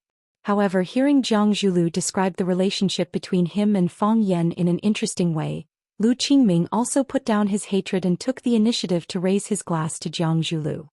He laughed and said, "Brother Jiang has sharp eyes. Do you think this glass of wine is a toast to Fang Yan for winning or taking a step back?" Jiang Zhulu raised his binoculars and glanced at the top of the mountain. He raised his glass and said, "My good friend is advancing and retreating. I don't even know if he won or lost. I don't care so much. His brothers should have a good drink." Dang. The two glasses gently collided with each other, and the two once again raised their heads and drank the wine in the glass. Then they raised their glasses and laughed. When the clang rang out, the ice between them melted by a large chunk. Lu Qingming looked at Jiang Zhulu and asked with a serious face, "Brother Jiang, who do you bet on to win this battle?" Yes, what Jiang Zhulu said was right. Fang Yan was advancing and retreating like a butterfly. It was really difficult to predict where he would step next, whether he would take a step forward or a step back. Chiba Bing was in the air with iron feathers and cold clothes, like a goshawk looking for food. Fang Yan was playing with the flowers. The white robe on his body was like a wave, moving up and down with Fang Yan's body. Fang Yan's body was like a white crane, proud and majestic yet carefree and at ease. Chiba Bing's middle finger was raised like a sword, and his whole body was like a sharp sword. His back was still straight in the air. His body completely defied the principles of physics. If that powerful ability to stay in the air was imposed on any player, they would be able to jump from one end of the field to the other. Chiba Bing's energy penetrated the outer layer of his body, but it only absorbed clothes and hair and tightly stuck to his body. It did not form a cyclone to absorb the grass and dust on the ground into his body. The energy was balanced, smooth and free. There was no waste. This energy can be released and withdrawn, and it can be big or small. It has become a part of Chiba Bing's body. The Japanese god of swords lives up to his name. Someone in the dark finally said something good about Chiba Bing. It should be known that before, everyone was not very optimistic about Chiba Bing. Although they felt that Chiba Bing was known as the god of swords, he had already lost the upper hand by challenging a junior. He did this just to make a name for himself. Now that they saw his performance, the experts who had not come into contact with him were all moved. This match could be called a real fight between a dragon and a tiger. Chiba Bing's body jumped in the air for a long time, but he did not make a move. It was not that he did not want to make a move, but that he did not find an opportunity to do so. Fang Yan used the plum blossom steps, which contain the way of yin and yang, and waved his hands left and right, which blocked all the killing moves of Chiba Bing. Those seemingly cumbersome and boring movements made up for every flaw in his footwork. The more he waved, the more flaws in Fang Yan's defense. Yes, there was no flaw in Fang Yan's defense. Chiba Bing was not in a hurry at all. At least his expression was calm and gentle, and there was a faint smile in his eyes. His every smile and every strand of hair told others that he was not in a hurry. After all, he could break through the situation with just a thought. Whoosh! Chiba Bing's body suddenly disappeared on the spot. No, he was still in the same place, but it was just an afterimage. Moreover, in Fang Yan's eyes, countless afterimages appeared on the route that Chiba Bing took. Countless members of the Thousand Leaves military stood in the air, forming a human wall. The scene looked really strange. The real Chiba Bing appeared behind Fang Yan, and his middle finger lightly pointed at the back of Fang Yan's head. His movement was very gentle and it did not look fast. He was like a benevolent elder pointing his finger at a child's head after he made a mistake and saying, "You naughty boy." After he finished pointing, the child really became a ghost. Finger sword. Chiba Bing used a finger sword to break the enemy's defense. This was Chiba Bing's choice, to use a majestic force to break an invincible defense. Generally, the opponent who used this move was an opponent with a great disparity in strength. For example, Fang Yan could use it on Fang Yingying. However, if Fang Yingying wanted to use it on Fang Yan, only death awaited him. Chiba Bing was very confident in himself. Even if there were millions of people, he would still go forward. Chapter 267. Li Bai once said that the Shu path was as difficult as ascending to heaven. To Chiba Sun it was extremely difficult to climb the E-Sword Peak. Chiba Sun did not know martial arts, which was unbelievable to the Chiba family. The Chiba family passed down the Sword Dao and they had produced countless Sword Dao experts. Regardless of gender, they would more or less learn some martial arts. Chiba Sun was an exception. It was not that Chiba Sun did not like martial arts, but she preferred the tea ceremony. Chiba Sun was worried that her skin would become rough and her muscles would become firm after practicing the Sword Dao and martial arts. A tea artisan with rough skin and strong muscles was obviously not presentable. No matter how delicious the tea was, people would lose their appetite when they saw the image of the tea attendant, and the tea tasting effect would be greatly reduced. There were strict requirements for the tea leaves, the water, the heat, and even the pot to boil the water and the pot to make the tea. Not to mention the tea master herself. To become an outstanding tea master, one had to be as beautiful as a lotus flower and as gentle as spring water. The plate, the body, and the temperament were all indispensable. Since Chiba Sun was determined to become the most outstanding tea master in Japan, she had to give up on the pursuit of the sword Dao. It was difficult to become a master if one was half-hearted. At least that was what Chiba Sun thought in the past. However, when she saw her father personally making a cup of tea, she realized that she was wrong. She was so wrong that she was ridiculously wrong. If her father, Hashirama Chiba, was the best kendo master in Japan, no one would doubt it. However, if her father, Hashimoto Chiba, was said to be the best tea master in Japan, many people would turn their noses up at him. However, that was the truth. Sometimes the same thought popped up in Chiba Sun's mind. If her father, Chiba Sun, had represented their school, it would have been difficult for Qin Etienne to win in the tea ceremony. Of course, that thought was ridiculous. How could her father represent Warren High School? Even if he won, no one would think that it was something to be proud of, right? Chiba Sun had no objections to Chiba Sun's tea ceremony. He would never ask his children to learn anything. However, since they were not martial artists, they were forbidden from entering the world of martial artists. So for tonight's match, the Chiba army took Chiba Haomu and his disciple Qin Yin away, but left her in the custody of her family and forbade her from leaving the house. The person looking after her was an old servant of the family, the wet nurse who watched her grow up. She doted on her in every possible way and never disobeyed. Chiba Kori couldn't help but giggle. She said that she was going back to her room to study, then tied a rope around her waist and jumped out of the window on the second floor. Now she was already walking on the mountain path to the top of One Sword Peak. Ah! Chiba Kori exclaimed. A sharp thorn pricked her finger and a drop of red blood flowed from between her fingers. Even Chiba Sun was in excruciating pain. Little girl, are you okay? A hoarse voice came from behind. This hoarse voice was not unpleasant to hear. On the contrary, it sounded very magnetic. Chiba Kori was startled. She turned around abruptly and asked, "Who are you?" A woman in black looked at Chiba Kori in confusion and said, "Aren't you from Huaxiao?" "I'm Japanese," Chiba Kori said in English. "No wonder you have a weird accent." The woman also spoke to Chiba Kori in English. "Little girl, it's so late. Why are you climbing the mountain by yourself? Don't you know it's dangerous?" "I know," Chiba Kori said. "But I have to come for a reason." "What reason?" the woman in black asked. "Two men are having a match at the top of the mountain," Chiba Kori said. "I know that. I'm also here for the competition at the top of the mountain," the woman said. "You're here to watch the match too? But it's too dangerous. You should look up from the observation platform with binoculars. Many people do that. The two fighters are my father, the Chiba army, and my language teacher Fong Yen. My father doesn't want me to come here. He thinks it's too dangerous. Besides, he's the most gentle father in the world because he never wants me to watch him fight or kill someone. He told me that I'd be sad if he killed someone or someone else killed him. If that's the case, I might as well not watch. Your father is so nice to you. Why did you still come after he said that?" "Because I promised my language teacher Fong Yen that I'd watch their match. Our teacher has never broken his promise to me, so I can't break my promise to him." Chiba Kori smiled sweetly, her eyes filled with sincerity. "You're a good girl who keeps her promise," the woman in black said. "Since we have the same goal, let's go together." "Of course," Chiba Kori said with a nod. "May I know your name?" "Phoenix," the woman in black said. "My name is Phoenix." "Phoenix, the king of birds. What a beautiful name." Chiba Kori smiled happily. "So, Miss Phoenix, did you kidnap me?" Phoenix was slightly shocked. Then she smiled happily and said, "You're very smart. You're smarter than I thought. Yes, from now on you're my kidnap.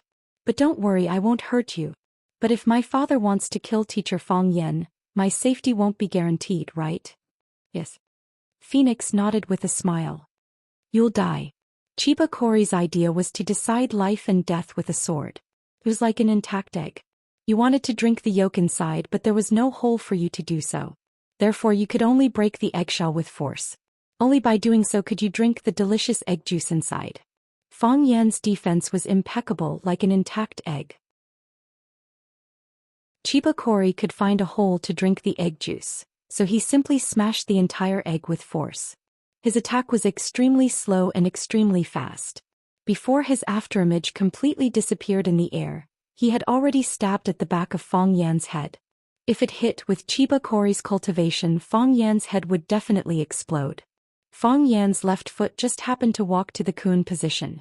He knew where Chiba Kori was and what he was going to do, but it was too late for him to turn around. Not only could he not turn around, but his body staggered forward. Bang! This was the cheerful sound when the strength on his finger was released to the extreme. Chiba Shinobu thrust his sword, which stuck close to Fong Yan's back. Fong Yan's clothes seemed to be cut by a sharp blade, and there was a huge cut at once. When Chiba Kori sent out his sword, Fong Yan's body turned rapidly, then turned 180 degrees and punched at Chiba Kori, who was following him. Chiba Kori did not change his move. Once again he stabbed at Fong Yan's fist with his finger sword. A finger against a clenched fist. Everyone would think that the fist would win. But what if it was a sword against a clenched fist? For Chiba Kori, the sword was a sword, the branch was a sword, the finger was a sword, the palm was a sword, the body was a sword, everywhere was a sword, and the world was a sword. For others, it was just a finger. But to him it was an incomparably sharp treasured sword. The distance between the two narrowed in an instant. When Fong Yan's fist was about to be poked a big hole by Chiba Kori's finger, Fong Yan suddenly stretched out his palm. Yes, he turned his fist into a palm and his body continued to rush forward. Then his palm cut toward Chiba Kori's wrist. Chiba Kori laughed silently. He liked such an opponent who was young, smart, and not weak. His body sped up 10 times for no reason. Ignoring Fong Yan's hand knife cutting toward his wrist, he used his body to hit Fong Yan's body fiercely. The two rushed in the same direction. Clang! Fong Yan failed to dodge and hit Chiba Kori's arms hard. Then his body was sent flying backwards. Crack, crack! Fong Yan's body slid on the ground, crushing countless flowers, plants, and some small stones along the way. Bang! It was not until his body hit a big stone that he stopped with difficulty. The pain in his chest was excruciating. It was as if Chiba's attack had shattered all his internal organs. There was a sour and sweet taste in his throat. He licked his lips and a warm liquid flowed out. Junior Martial Uncle. Fong Yingying came out from the corner again and wanted to help Fong Yan. Fong Haohan grabbed Fong Yingying's arm and didn't let him come over at this time. Fong Yan waved his hand, indicating that they didn't have to worry. He wanted to smile at them, but the smile was a little like a grimace. He wiped the blood from the corner of his mouth and struggled to get up from the ground. Only then did blood ooze from Fong Yan's back. It turned out that when Chiba Kori's finger sword stabbed at the back of Fong Yan's neck, although Fong Yan avoided Chiba Kori's ultimate skill with Drunken Crane riding the wind, his clothes and flesh were still cut by his sword chi. Because the fight between the two was too fast, it was only the blink of an eye from the beginning to the present, so the blood had time to appear. Just now, everyone only saw that Chiba Kori's clothes were torn by him. Chiba Kori's body slowly landed and his wide-sleeved robe fluttered in the wind. His whole body was bathed in the moonlight, like a white-clothed god of war. Chiba Kori looked at Fong Yan, who had just been injured by him, and said, "The body can also be used as a sword. Be careful." "Thank you." Fong Yan bowed to thank him. "This is my first round of failure." Chapter 268. Dang. The glass in Jiang Zhuliu's hand fell to the ground and he shouted excitedly. Fong Yan was sent flying. Lu Qingming wasn't as well prepared as Jiang Zhuliu and he didn't have binoculars to look through. Seeing Jiang Zhuliu's joyful expression, he thought to himself, "Didn't you just say that we're good friends? You fought me with fists and we fought the Japanese sword god together in a drinking battle." Of course, Lu Qingming never believed Jiang Zhuliu's nonsense. Anyone in Huaqing with an IQ of more than 50 wouldn't believe it. Saying the opposite of the truth and saying the bad things nicely was a basic skill that they were trained to learn since they were young. Jiang Zhuliu generously handed the binoculars in his hand to Lu Qingming and said, "Qingming, take a look too. It's really exciting." Lu Qingming waved his hand and said with a smile, "A gentleman doesn't take what others like. I think Big Brother Jiang needs this binoculars more at this moment. I don't know anything about martial arts, so I'm afraid I can't understand it. Why don't we drink and listen to Big Brother Jiang explain?" Jiang Zhuliu put the binoculars on the table and said with a smile, "Actually, I don't understand either. I'm just watching the show." Jiang Zhuliu took the initiative to raise his glass to Lu Qingming and said, "Come Qingming, let's drink to Fong Yan." Fong Yan was sent flying. Lu Qingming said, "That's not a good reason to urge us to drink." Let's drink to Fang Yan being sent flying. Lu Qingming laughed and raised his glass to touch Jiang Zhuoyou's. He said, this needs to be drunk 3 times in a row. That won't do. If Fang Yan is sent flying once and we drink 3 times in a row, we'll probably be drunk before we even see the result of the match. Qingming, take it slow, there's no rush. Leave half of your brain and one clear eye. I can feel that the real show is yet to come. Big brother Jiang is right. Lu Qingming nodded. Then let's leave half of our brain and one clear eye and wait for the show to begin. It seems that I already have the answer to my question. Big brother Jiang bet on the Japanese sword god winning? No, I am betting that Fang Yan will win, Jiang Zhulu said with absolute certainty. Why? Lu Qingming was puzzled. I always feel that Fang Yan will win because he has never lost. Since the first time I met him he has never lost. Countless times when I thought he would lose, when I thought he would die, he won and came back to life. Tell me, how can people feel at ease and boldly place all their bets on such a person? Didn't we just drink a toast to him being sent flying? Because I want him to lose. I hope he dies. With a gloomy expression, Jiang Zhulu said with a firm voice, Qingming, us 2 brothers don't need to test each other anymore. You and I have the same goal and you and my enemy are the same. Ever since the Lu family entered, the Jiang family and the Lu family fought fiercely on the battlefield of Longtu Group. This was purposely done by Lu Chaoga. She set up this whole situation long ago to drag us into the quagmire of Longtu and make it hard for us to get out, while she went into battle with a bold and decisive company recruitment team. We spent all our time and energy on this, so it would be hard for us to take revenge and threaten her. In order to fight for control of Longtu, the Jiang family suffered heavy losses. And the Lu family is a newcomer, so they have to pay 10 times or even 100 times the price to gain a foothold. This war can't continue any longer. It will only drag our Jiang family and Lu family down. Just hindering our development is enough to destroy Longtu Group. Lu Qingming played with the glass in his hand and said, Big brother Jiang means a truce? What kind of truce? Jiang Zhulu sighed softly. He had already said it so clearly, but Lu Qingming still wasn't willing to show the corresponding sincerity. Just based on this point he was far inferior to the Lu tree. If the Lu tree was sitting in front of him, the 2 of them would have already started discussing the conditions of a truce, and he wouldn't be testing the waters again. Qingming, what conditions do you have? Jiang Zhulu asked with a smile. Say whatever you want. In any case, this is a private discussion between us brothers, it doesn't count. Isn't that right? The discussion between the 2 of them obviously counted. If the conditions were suitable, the Jiang family and the Lu family would reconcile according to the framework of this large agreement. They were the vanguard and the vanguard of the 2 families. This was the meaning of the existence of the family's spokesperson. Lu Qingming's fingers lightly knocked on the table and said, just like what Big Brother Jiang said, the Lu family suffered heavy losses in the Jiang family. If we easily withdraw, I'm afraid it would be a bit too embarrassing.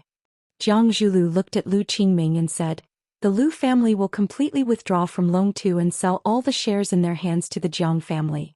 The Jiang family is willing to give a reasonable price. Don't worry, the Jiang family will definitely not embarrass the Lu family. The more friends, the easier the road. The Jiang family is still very willing to make more friends. Lu Qingming was hesitant. This matter really wasn't up to him to decide alone. He had to go back and report to his uncle, who was also the father of the Lu tree. This was really a complicated relationship between people. Jiang Zhulu knew what Lu Qingming was thinking and advised, Qingming, the uncles are all smart people. They know in their hearts that only if the Lu family completely withdraws from Longtu can we avoid another war. If we only make a verbal truce, the people below will still fight fiercely. This won't benefit either of our families. Lu Qingming raised his cup and said, I will bring back Big Brother Jiang's words. Jiang Zhulu nodded with a smile and said, remember the result of this match. Let's watch the show. The 2 of them laughed and said, while Fang Yan and the Japanese sword god Chiba were fighting to the death, the 2 big families, the Jiang family and the Lu family, who were originally fighting to the death, reached a compromise and cooperation in the Single Sword Peak's Old Lord Pavilion. This world was really boring but also new. Drinking and watching the show, the 2 of you are so elegant. A man's hearty laughter sounded. Jiang Zhulu and Lu Qingming turned at the same time. Jiang Zhulu smiled and said, he's also here. What a pity. Seeing Fang Yen fall to the ground, someone in the darkness sighed. If this kid was 10 years older and had 10 more years of accumulation, it wouldn't be difficult for him to kill that Japanese kid. He's still too young. What a pity. You old thing, the match isn't over yet, why are you so anxious? Who said that the current Fang Yen isn't that Japanese's opponent? Didn't he stand up again? You're not convinced? If you're not convinced, let's fight. Let's fight. Chiba Haomu was smiling. He was smiling happily, but there was undisguised cruelty in his eyes. Chiba Haomu pointed at Fang Yen, who had just gotten up from the ground, and said in a vicious voice, "Qing Yin, don't you think he looks like a dog?" Chiba Haomu had watched the movie Journey to the West, starring Hua Xia, Zhou Xingshi, and there was a line in the movie that left a deep impression on him. He looks like a dog. He felt that Fang Yen looked like a dog, a defeated dog that was about to be slaughtered for meat. This is just the beginning. Qing Yin's voice sounded, but he couldn't see where he was. What? Do you think he still has a chance to turn the tables? Qing Yin, my father is your master, he's the greatest swordsman in the world. No one can defeat him. Not in the past and not in the future. After a while, Qing Yin's voice sounded again. Master has also been defeated before. Qing Yin. Chiba Haomu was furious. If you can't face yourself and your opponent, you'll never be able to step into the realm of true kendo. Are you lecturing me? I'm reminding you. Chiba Haomu nodded and said, I understand.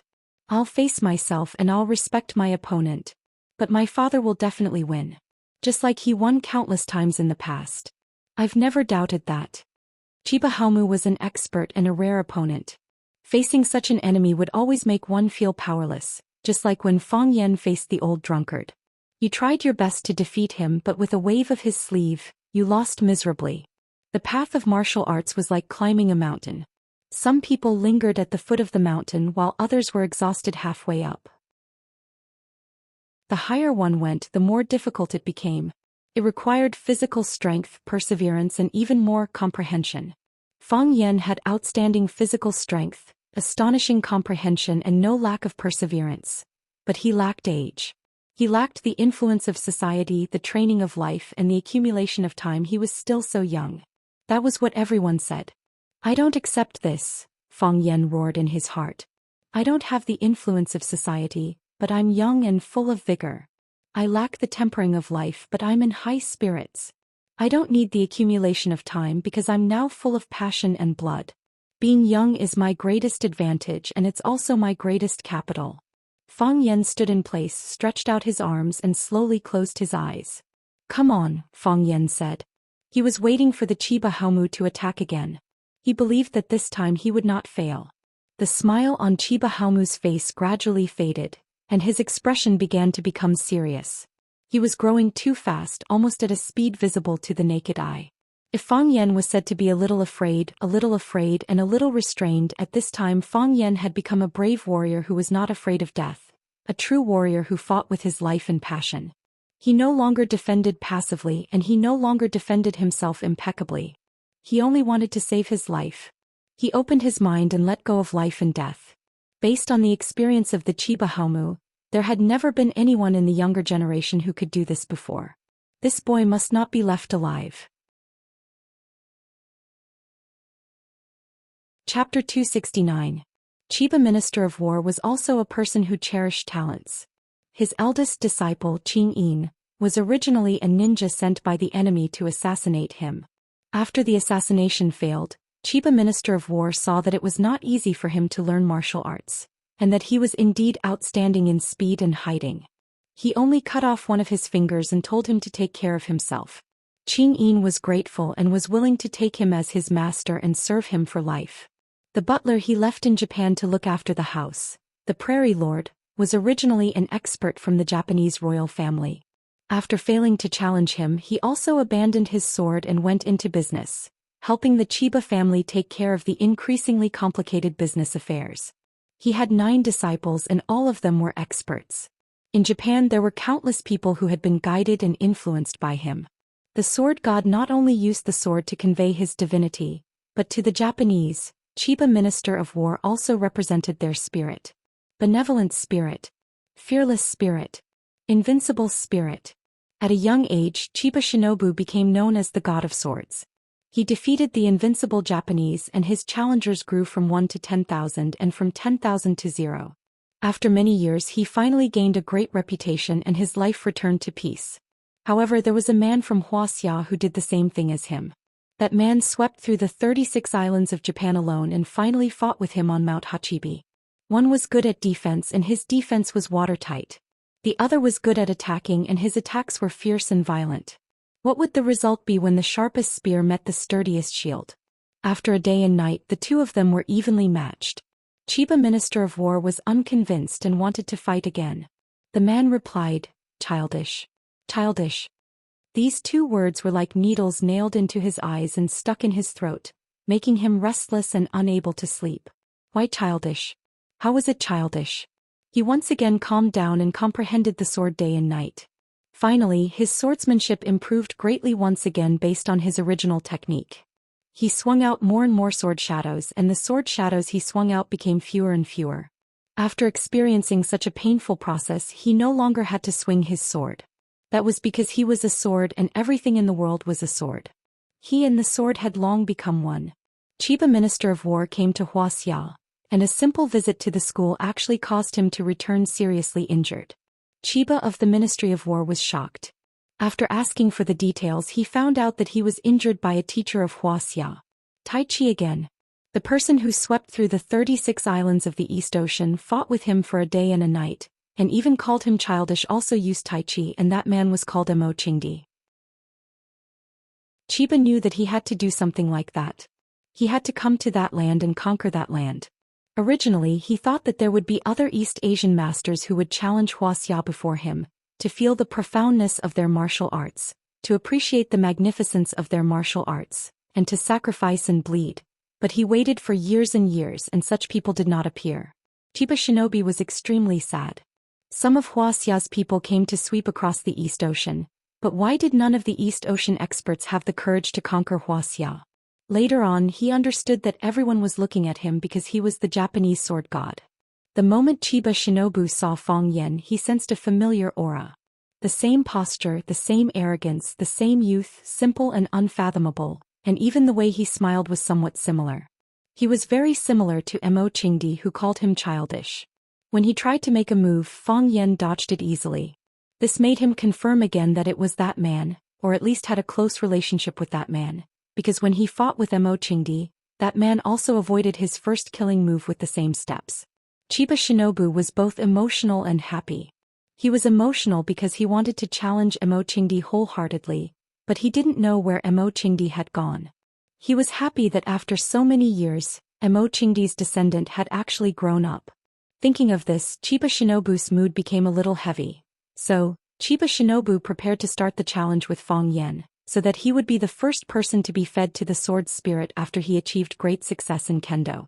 Chiba Shinobu knew that Fang Yen was excellent, but he didn't expect him to grow to such an extent in such a short time.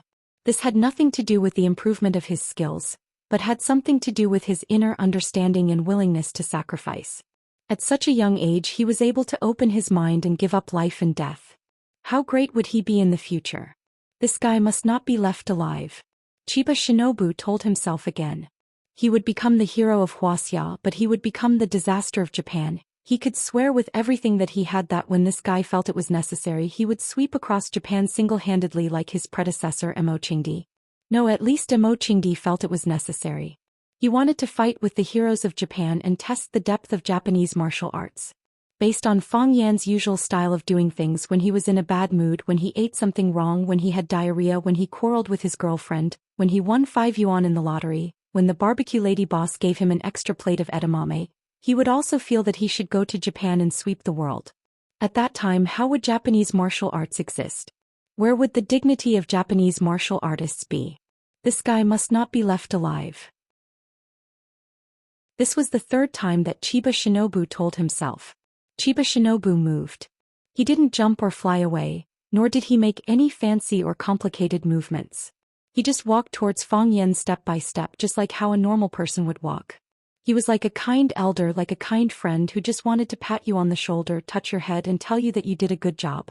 However, if your vision was bright enough or your senses were sharp enough, you would find that wherever Chiba Shinobu went, The plants would wither and the rocks would turn to ash, leaving no chance of survival. Sword incineration, someone shouted in the dark. This is sword incineration.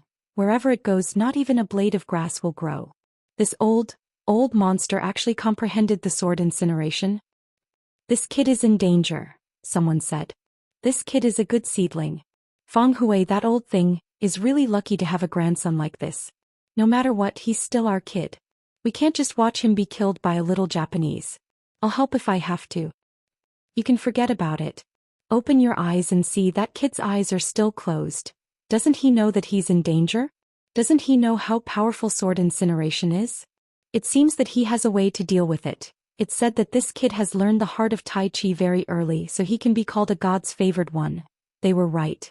The person who directly suffered the killing intent of Chiba Shinobu was Feng Yan.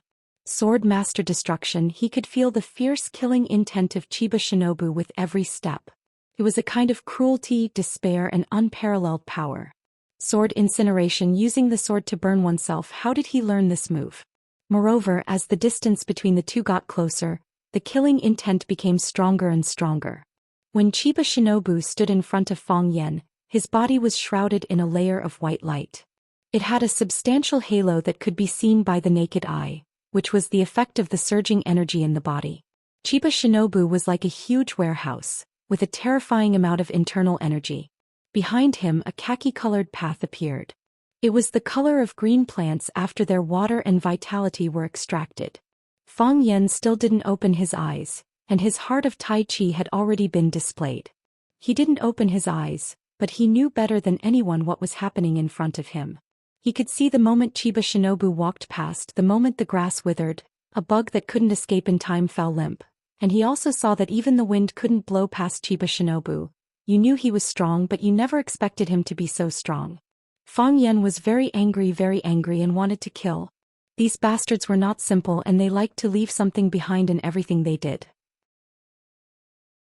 If you had told me earlier that you were so powerful, I would have run back to hug the old drunkard's thigh and kneel down to him, and let him assassinate you or beat you half to death. How could you cheat like this? Because of the turbulence in his heart, Feng Yan almost jumped out of the Tai Chi realm. This shocked him. This was the critical moment of life and death. Once he showed a flaw, Chiba Shinobu would immediately swing his sword and cut him into pieces. You are too excellent. Chiba Shinobu looked at Feng Yan and said, I'm sorry. It would be great if he were an East Asian. If he were an East Asian, he would be ecstatic. He would be willing to teach him everything, and he would become a teacher and a student, a friend, and he would take him to dominate the world, making him the existence he was most proud of. Unfortunately, he was Hua Xia's man. Chiba Shinobu stretched out his hand to Feng Yan. Feng Yan looked at the hand with white skin that was almost translucent. The hand stretched directly toward his chest, gentle and steady. Feng Yan reached out to intercept it. Feng Yan's hand moved like an eagle's claw to grab Chiba Shinobu's wrist. Whoosh! He grabbed it. Feng Yan grabbed the wrist of Chiba Shinobu's hand, and the feeling of physical contact was so full. Feng Yan was pleasantly surprised. How could it be so easy? Was this the old monster of Chiba Shinobu's pretense? He had been tricked. Feng Yan's mind trembled slightly, and there was a dangerous aura in his mind. It was clear that he had grabbed Chiba Shinobu's wrist, but why couldn't he move his hand that was grabbing his arm? Feng Yan's arm couldn't move, but Chiba Shinobu's hand, which was being held, could move at will. His hand dragged Feng Yan's hand and continued to move forward. Then he made a cut on Feng Yan's chest. Whoosh! The clothes on Feng Yan's chest were torn and Feng Yan's flesh and blood were exposed. There was a long and deep gash on his chest and a thin red line appeared. Soon the red line became thicker and thicker, protruding his flesh and blood. How is this possible? Feng Yan's face was full of horror and disbelief. Chapter 270. Tai Chi represents vitality. Where Chi is, it grows and multiplies endlessly. Sword incineration represents death. There's no return. Feng Yan lost. He lost because the power of death was stronger and more vigorous. What a pity. Someone sighed heavily. The competition ends here. Friends, I'll be leaving first. But let's make it clear. I'll be the one to challenge this Japanese in a month. You're not allowed to compete with me. Why you? I'm going to challenge him tomorrow. Chiba Haowu laughed maniacally. He said to Qing Yin proudly, Qing Yin, did you see that? My lord father had won, he had won again. There's no difference from before. But I didn't expect him to use sword incineration. Who does Fang Yan think he is? Is he worthy of father using sword incineration? Shouldn't you keep such a godly skill and use it as a trump card when you challenge a stronger opponent? Chiba Haowu felt that it was natural for his father to win against Fang Yan. He even stubbornly believed that Fang Yan was so weak that he only needed to use 20% to 30% of his strength. Why did he have to use such a powerful technique? Did he deserve it? Qing Yin looked at the proud Chiba Haowu and said, Fang Yan is nothing. He's worthy of master using sword incineration. Master knows his opponent better than we do. He knows what kind of opponent he's facing and what kind of technique he should use. Chiba Haowu glanced at Qing Yin's position with dissatisfaction. He didn't like Qing Yin because he was always hiding in the dark, sneaky, and couldn't be seen. Even when his father won a great victory, he still put on a dead face. Someone who didn't even know how to smile was really annoying. Chiba Haowu looked very disheveled after climbing the mountain. She had underestimated this trip. If it wasn't for the woman who kidnapped her helping her from time to time, she wouldn't have been able to climb the steepest peak of Sword Peak. Chiba Haowu widened her eyes at the scene in front of her. Her eyes couldn't help tearing up. He felt very sad. She saw her father go all out. She also saw how talented Fang Yan was. But her language teacher, Fang Yan, still had his chest cut open by her father. How painful would that be? His father was right. He shouldn't have come to watch this match. No matter if he saw his father being killed or his father killing someone, he wouldn't be happy. Phoenix looked at Chiba Keru, whose eyes were brimming with tears, and said with a smile, Are you feeling sad? Why must it be like this? Chiba Kori asked. Because they are all men with goals, Phoenix said. This pursuit is too big, so big that little women like us can't understand it at all. I'm not willing to accept it. Just kill me, Chiba Kori said. What? Phoenix frowned.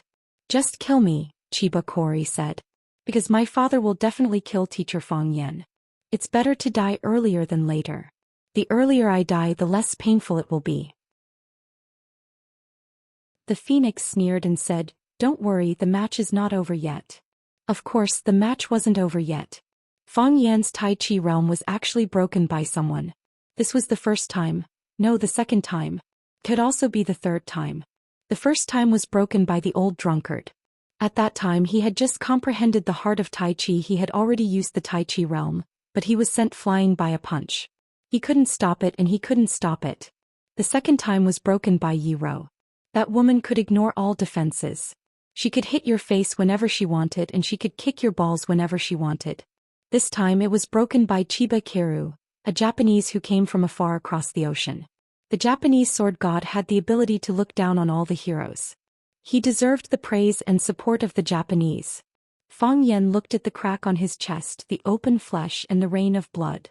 He said with a smile, Why did you say sorry? Did you want to kill me because you saw my talent? But it's not your fault. I'm indeed the most outstanding young man in the whole of Huaxia. Thinking that Yi Ro might also be watching from the sidelines, Fang Yan unwillingly added 2 words, one of. As Fang Yan spoke, he stabbed the hand that was holding Chiba Keru's wrist hard. His 5 fingers were like sharp edges, fiercely piercing Chiba Keru's wrist, leaving 5 bloody holes on the wall of his hand. Seeing Chiba Keru's puzzled look, Fang Yan said with a smile, Your sword represents death, but Tai Chi represents rebirth. My rebirth is not as good as your death force. So, although I was still tied up by you and my chest was cut by you, when you cut my chest, there would naturally be airflow coming out. So, you found an opportunity. Chiba Keru's eyes were full of admiration. When I used the sword energy to slash open your chest, it was also the moment when the old energy was gone and the new energy hadn't been regenerated. The fleeting opportunity was seized by you. You cut me with your sword and I made 5 small holes on your body. You are older than me, so I suffered a little loss, Fang Yan said with a smile. Fang Yan, how about being an East Asian in your next life? Chiba Keru looked at Fang Yan's handsome face and said very seriously, In that case I can't bear to kill you. I can feel your sincerity, but I have to refuse. So, don't make such a difficult request to others in the future, Fang Yan said angrily. My father will still be my father in his next life, and my mother will still be my mother in her next life. I will still be born in the Tai Chi Fong family and have the heart of Tai Chi. If an East Asian called Chiba Keru comes to challenge me, I will gladly accept the challenge and try my best to kill him. If I can't kill him, I will seriously injure him. If I can't, I will bite him. There are many people in Huaxia. We have many cowards who are afraid of death, but we don't lack hot-blooded and fearless warriors. That makes me want to kill you even more. I've decided a long time ago that I will be a Huaxia man in life and be buried in Huaxia's grave when I die. Fang Yan laughed very heroically. I don't have enough courage and I don't have enough vigor. I cherish my life very much, but if it's necessary, I don't mind sacrificing it. If you can take it, you can take it. If you can't leave. Chiba Keru sighed softly. Such young people were scary, and Huaxia, who had these young people, was the most promising. With a flick of his wrist, Fang Yan's right arm looked as if it had been sliced by countless knives, and countless small wounds appeared. Those were caused by the sword energy. He didn't need to use his fists or feet. Just every joint of his arm could be used as a sword. Chiba Keru's cultivation was really profound and terrifying. Fang Yan punched out and Chiba Keru waved his sleeve to block it. Bang! Fang Yan's fist landed on Qinya Bing's wide sleeve. The sleeve was like an incomparably hard iron plate. Fang Yan blasted a big hole in the ironing board, but his body flew backward. Whoosh! After Fang Yan's body slid on the ground for a while, his head hit a huge rock. Until then, the momentum of his body was exhausted. Before anyone could react, Fang Yan got up from the ground. He didn't like to lie down because he felt that this posture was too ugly. So many fans were looking at him, so he had to work hard to maintain the style of a male god. The clothes on his chest were open, and the mountain wind whistled and slapped his strong and well-proportioned chest. Fang Yan stood as straight as a mountain without a trace of timidity. Chiba Keru looked at Fang Yan, who was striding toward him, and frowned slightly. His arm was also bleeding, which was a hole made by Fang Yan's claws. His fingers were sharper than a sharp knife, and they forcibly pierced through the skin and flesh, piercing through his arm. He originally wanted to kill Fang Yan with one blow and end the battle cleanly. But he didn't expect that it would be a life-and-death competition now. The one who persisted until the end would be the final winner. Moreover, an opponent who was not afraid of death was indeed a headache.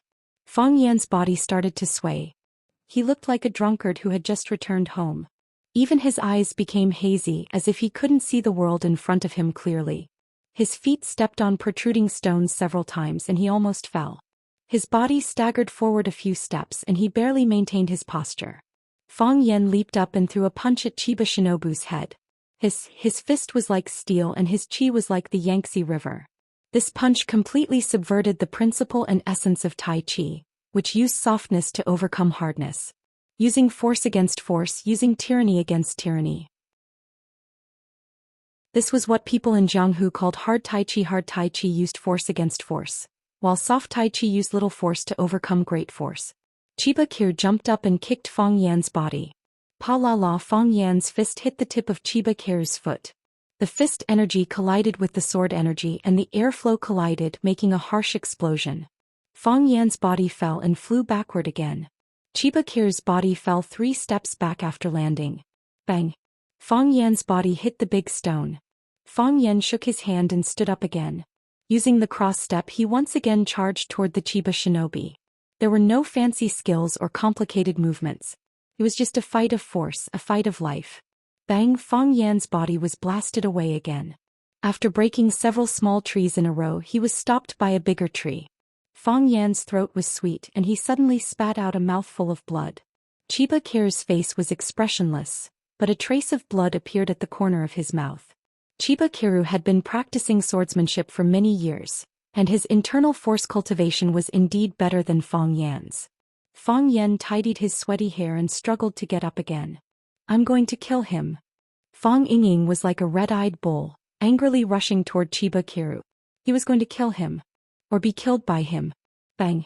A leather boot appeared and kicked him in the face, sending him flying back.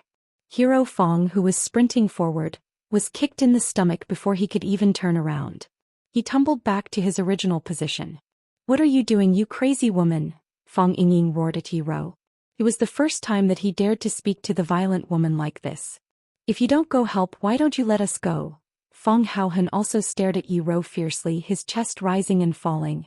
It seemed that he was about to explode. Watch. Watch carefully. This is his fight and he wants to fight fair and square. He doesn't want anyone to help him. If he needed help, he would have gone back to ask the old drunkard for help.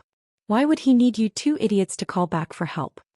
Yi Ro's face was gloomy and she clenched her fists tightly. If he dies, I'll go challenge him. If I die, the old drunkard will go challenge him.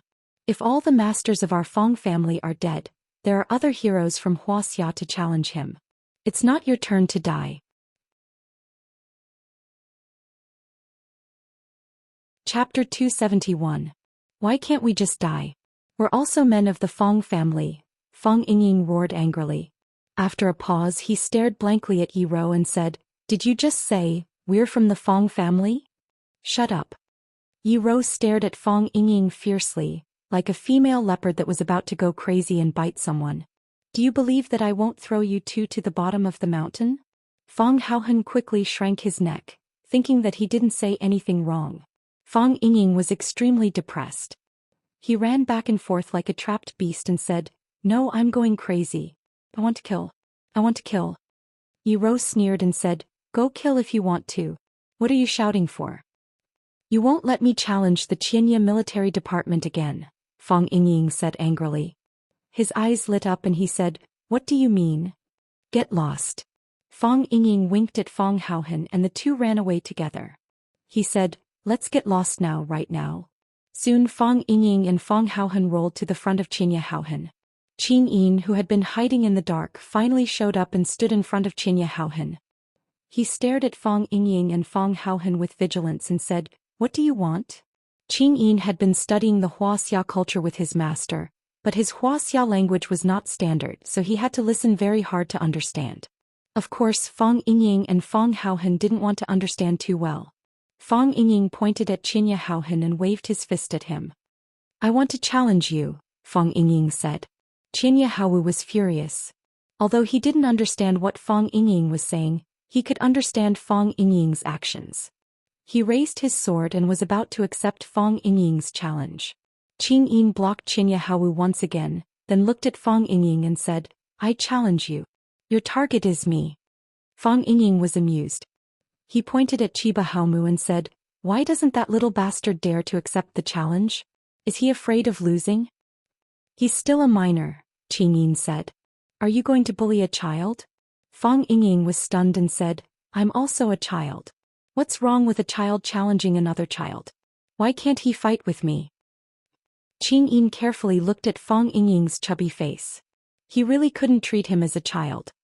Tell him to admit defeat, Fong Yingying said. If you tell him to admit defeat, I won't challenge him. I'll challenge you. What is he saying? Qianye Haowu stood behind Qin Yin and asked in an unfriendly tone. They want to challenge you, Qin Yin said. Damn it. Qianye Haowu sneered. Tell them that I accept their challenge. If you die, what's the point of your father winning this match? Qin Yin asked. Qianye Haowu's face alternated between green and white. He hesitated again and finally said to Qin Yin, I'll leave this matter to you. Don't let down the prestige of a martial artist. Although Qianye Haowu was young and impetuous, he wasn't an idiot. His father was beating up Fong Yan. At this time, Fong Yan's two friends took the initiative to come to him, obviously wanting to get back at him. He wasn't afraid of such a challenge, but what if those Huaxia people cheated? One of them was fat and chubby, the other was skinny and shriveled. Both of them were obviously not good people. Qin Yin sighed in relief. He was afraid that this young man would do something stupid. Qin Yin looked at Fong Yingying and spoke in a tone that was neither servile nor overbearing. He's willing to admit defeat. He's no match for you right now. Do you have any backbone? Fong Yingying was furious. His opponent's choice made him very disappointed and regretful. In his estimation, after hearing his challenge, that brat should have drawn his sword in anger, only to be beaten to a pulp. He didn't think he'd admit defeat like that. Qin Yin's head was hidden under his hoodie, so his expression couldn't be seen. He looked at Fong Yingying, made an inviting gesture and said, I know what you want to do. I don't mind being tricked. If you want to challenge me, I'll accept. Fong Yingying nodded and said, that would be for the best. I just want to kill someone as long as it's one of your people. As you wish, Qing Yin replied. After that his body disappeared, then reappeared behind Fong Yingying, slashing at Fong Yingying's neck. Fong Yingxiong spun on the spot like a fat spinning top. He cleverly dodged the saber and sent a palm strike towards Qing Yin's chest. Qing Yin didn't think that this fatso would have such quick reflexes and speed. From Qing Yin's perspective, this guy's speed should be about the same as his own. This was the most agile fatso that Qing Yin had ever come into contact with. Once his attack failed, he turned around and ran. Qing Yin was a jonin as well as a hitman, so he knew when to advance and when to retreat. Fong Yingying had no way to vent his anger, so how could he just let him go? Using his cross plum blossom steps, he quickly ran towards Qing Yin. It made his body invisible. While Fong Yingying and Qing Yin were busy fighting, Fong Haohan looked at Chiba Haomu, his hands itching to beat him up. However, Qing Yin had already admitted defeat on Chiba Haomu's behalf, so he couldn't just run over and beat him up for no reason, right? That would be too rude and he would be laughed at. So, Fong Haohan looked at Chiba Haomu and said, I want to challenge you. Do you accept my challenge? Bastard. What the hell do you Huaxia people want? Chiba Haomu was really angry. He knew that these guys didn't have good intentions, but he couldn't understand Huaxia language, so he couldn't express his anger. Even if he shouted, it was in English. He knew that if he spoke Japanese, the vegetable in front of him wouldn't be able to understand. Fong Yingying was tall and thin like a small tree. In Chiba Haomu's eyes he was a vegetable. Fong Haohan was overjoyed and shouted, What? You accept my challenge? You want to fight me to the death? If that's the case, let's fight. So Fong Haohan happily rushed towards Chiba Haomu. He didn't understand English, but he knew that the old guys watching on the sidelines didn't either. How many times did he get up after being knocked down? Fong Yen couldn't remember, but Yi Ro remembered it clearly. The 9th time. This was the 9th time that Fong Yen was sent flying by Chiba Haomu. Sometimes Fong Yen could get the upper hand. For example, he hit Chiba Haomu's chest with his palm, scratched his shoulder with his claw, or even forced him to take 2 steps back when the two of them collided. But most of the time Fong Yen was at a disadvantage. He attacked fiercely and fought with Chiba Haomu in such a way that he almost didn't care about his own life. It seemed really stupid to hurt one's own life. But he didn't care. I've been smart my whole life. Let me be stupid this time, Fong Yen said to himself. When Chiba Haomu came to challenge him, he knew that he couldn't retreat. He couldn't admit defeat. He had persisted until now with the stubbornness of a child. Didn't it look stupid? Yes, it was. But there were too many smart people in Huaxia. There had to be a few such fools. They didn't want to live and they weren't afraid of death. In the face of the alien race's challenge, they didn't give in or take a step back. They wouldn't retreat even if they died. Sadly, Fong Yan's injuries were getting worse. The flesh on his chest was torn open because of the fierce fight. Not only did the bleeding not slow down, but it was also getting faster and faster.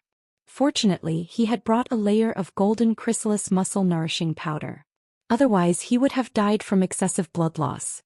His clothes were tattered and his face was full of scars. Because every time he was lying on the ground, his head would hit a rock or a tree and his whole head would be bloody. The blood on his face made him look like a man-eating devil who had just crawled out of hell. Fong Yen, Yi Ro couldn't help but call out. Fong Yen waved his hand in the direction of Yi Ro and said, Don't wait for me. Find a good man and marry him. Yi Ro was so angry that she couldn't speak. Who said I'd wait for you? What does it have to do with you whether I get married or not? Fong Yen stood in front of Chiba Haomu for the 9th time. He grinned and said with a charmingly naive look, It's time to end this. It's time to end this, Chiba Haomu also said. He wanted to end this battle as soon as possible because he was afraid that he wouldn't be able to do it if the fight continued. He was really an excellent young man. Unfortunately, he wasn't an East Asian. He pulled out his right hand and a silver light appeared in his palm. Soft sword. There was a soft sword tied to his waist. Chiba Haomu raised his right hand high and the sword Chi soared into the sky. The soft sword swayed and made a crackling sound in the air. That was the sound of the sword energy colliding with the air. Fong Yan's footsteps paused slightly. This sword is called Unfathomable, derived from the unfathomable meaning of swordsmanship. Chiba Haomu said. You can choose a weapon that suits you best, Chiba Haomu said. Chiba Haomu was stunned and murmured, Father, he also uses a sword? Chiba Haomu didn't know how many years it had been, but she had never seen her father use a sword. She thought that the sword had merged with her father's body and everyone else said so. Despicable, Phoenix said with dissatisfaction. The Japanese sword god actually took the initiative to use a sword in a fight with a weak little boy. It was extremely shameless. Don't you have any shame? Fang Yan's body trembled with anger. He pointed at Chiba Haomu and cursed. You're good at using a sword, so you prepared a soft sword at your waist in advance, ready to strike me at the critical moment. You're too insidious, too cunning. How can I have an opponent like you? Fang Yan took out a silver ball from the leather bag at his waist and said, Fortunately I was prepared. Otherwise I would have died because of you. This bullet is called Shadan because it won't explode unless I press it, Fang Yan said. As he spoke, he pressed a miniature button on the silver bullet and threw it at the location of the Chiba Shinobi division. Chapter 272. As a descendant of an ancient martial arts family, Fang Yan admired the most about living a heroic life and dying a carefree death. Of course, he couldn't do either of those things. If someone wanted to write an epitaph for him after his death, it could only be written, a cheap and shameless man. Or it could be said that people who lived longer were really cheap. Fang Yan had always thought of himself as a smart person, but smart people also made mistakes. For example, Fang Yan had made a mistake now. When he threw the silver fool in his hand at Chiba Shinobu had already disappeared from his original position. Too fast. Chiba Shinobu's speed was too fast. Before the fool had time to explode, he had already dodged it. This kind of hot weapon was extremely lethal to ordinary people, and it was impossible to defend against it. But for Fang Yan and Chiba Shinobu, it really wasn't very useful. Because the reaction speed of the weapon couldn't keep up with the reaction speed of their bodies. This was an era where hot weapons were king, but it was also an era where hot weapons were in the hands of the people who controlled them. The long sword was like a spitting spirit snake, fiercely attacking Fang Yan's chest. Fang Yan's body retreated again and again, not daring to touch the sharp edge of the sword. If it was Fang Yingying using the sword, Fang Yan was 90% sure that he could stop the sword. If it was Fang Haohen using the sword, Fang Yan was 80% sure that he could snatch the sword. If it was Chiba Shinobu using the sword and Fang Yan still had to use his flesh and blood to fight, there was a 100% chance that this sword would cut off his limbs. Chiba pushed off the ground with the tip of his foot and flew forward. Like a white ape hunting its prey, he stabbed at Fang Yan's chest, Lianquan, Zigong, abdomen, middle wrist, tai and other major acupoints. The tip of the sword wavered, like a spirit snake looking for a gap to bite. The buzzing sound was endless, bringing great psychological pressure to people. Fang Yan suddenly stood still. He stretched out his hand and tore the robe off his body. He waved his robe to wrap around the soft sword. With a flick of his wrist, the white robe was cut into countless pieces. Just as he was about to follow up with another attack, a strange sound came from behind him. Without thinking, he slashed out with his sword. Bang! The silver foolish egg was split open, and the green liquid inside splashed everywhere. I've been tricked. Of course, Fang Yan knew that Shadan's speed couldn't keep up with the speed of the Thousand Leaves army. If the sword god was so easy to kill, the armory could use this kind of hot gun to rob all the masters in the world. Therefore, when he threw the silver bullet, Fang Yan curled his finger a little, and there was a little spinning force in it. It was like the roundhouse ball in table tennis. When you saw the opponent's ball was about to jump in front of you, you hit it with your racket, only to find that the ball's trajectory had changed again and actually jumped out from under your racket. The silver bullet passed by Thousand Leaves' army. Thousand Leaves' army thought that the crisis was over. But he didn't know that the real crisis hadn't arrived yet. When Fang Yan took off his clothes to wrap around his soft sword, it was to create pressure on him so that he didn't have too much time to pay attention to what was flying behind him. When the two sides were fighting fiercely, something flew behind them. Thousand Leaves' army mistook it as a sneak attack and slashed at it. He was very confident in his swordsmanship. It was also because of his overconfidence in his swordsmanship that he broke the silver ball and released the green liquid inside. This was also what Fang Yan wanted to achieve. Originally, he was too embarrassed to take it out, but the old guy Thousand Leaves army was shameless enough to take out his sword to slash people, so Fang Yen naturally used his secret weapon. But it was a little too shameless. The body of Thousand Leaves army's sword was like his body. When the sword touched the flying object, he already knew that the situation was not good. He flew to escape, but Fang Yen used the stick formula of Tai Chi to hold him back and make him unable to move. Thousand Leaves army suddenly used his chi, and the wide-sleeved robe on his body was vigorously peeled off and took the initiative to stick to the green liquid. Most of the liquid was blocked by the clothes filled with chi. After a large area of the clothes was corroded, the liquid fell to the ground. There were also a few green dots that were not blocked by the clothes and landed on Chiba Shinobu's naked upper body.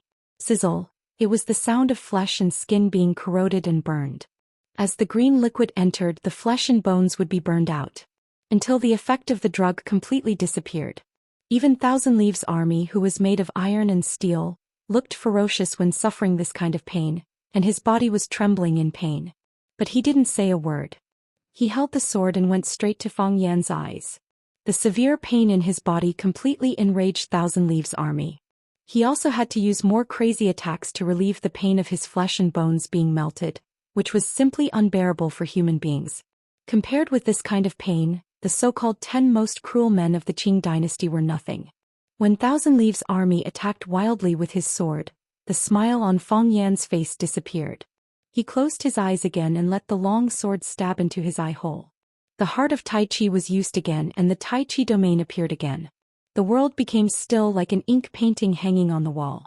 The color of the mountain soil, the trembling grass, the chirping of insects and birds, everything was clearly visible.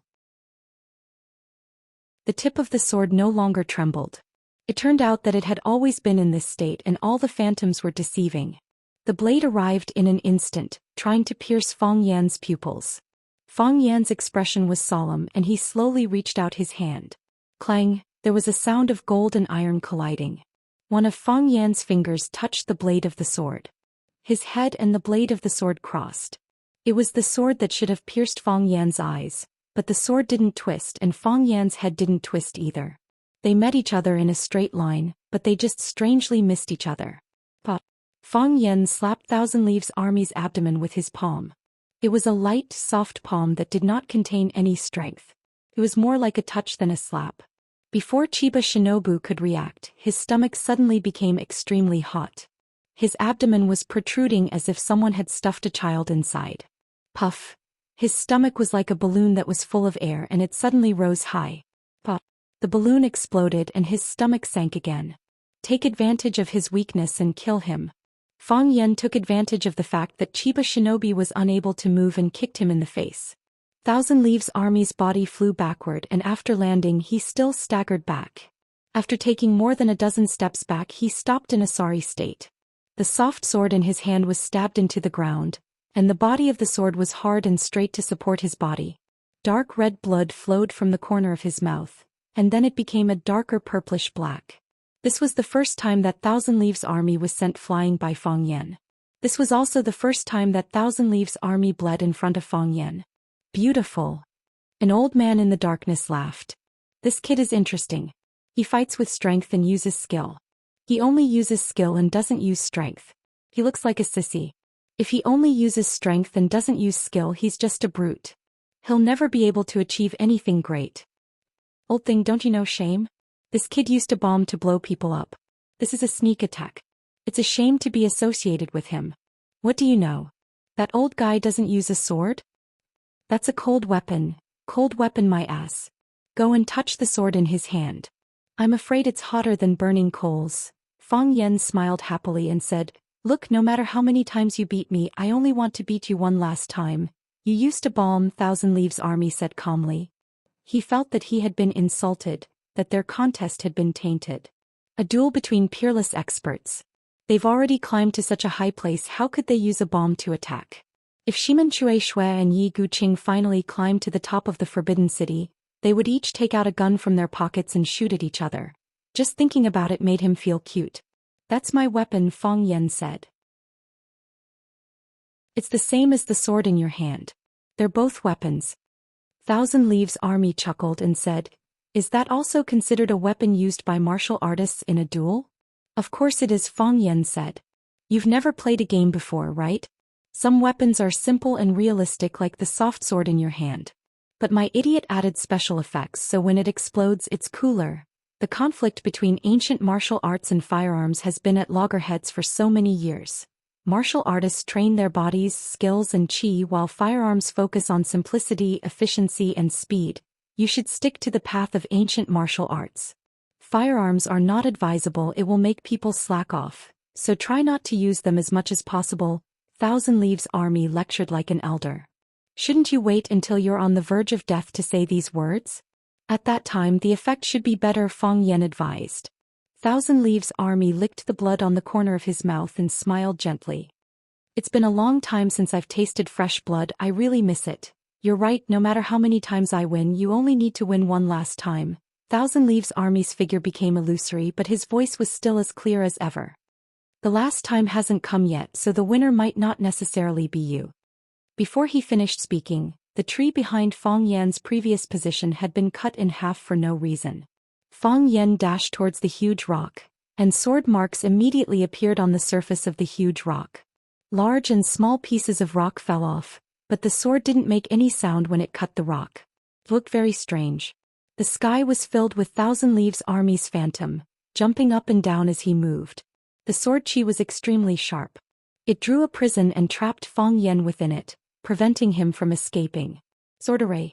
The ultimate interpretation of swordsmanship that humans could understand.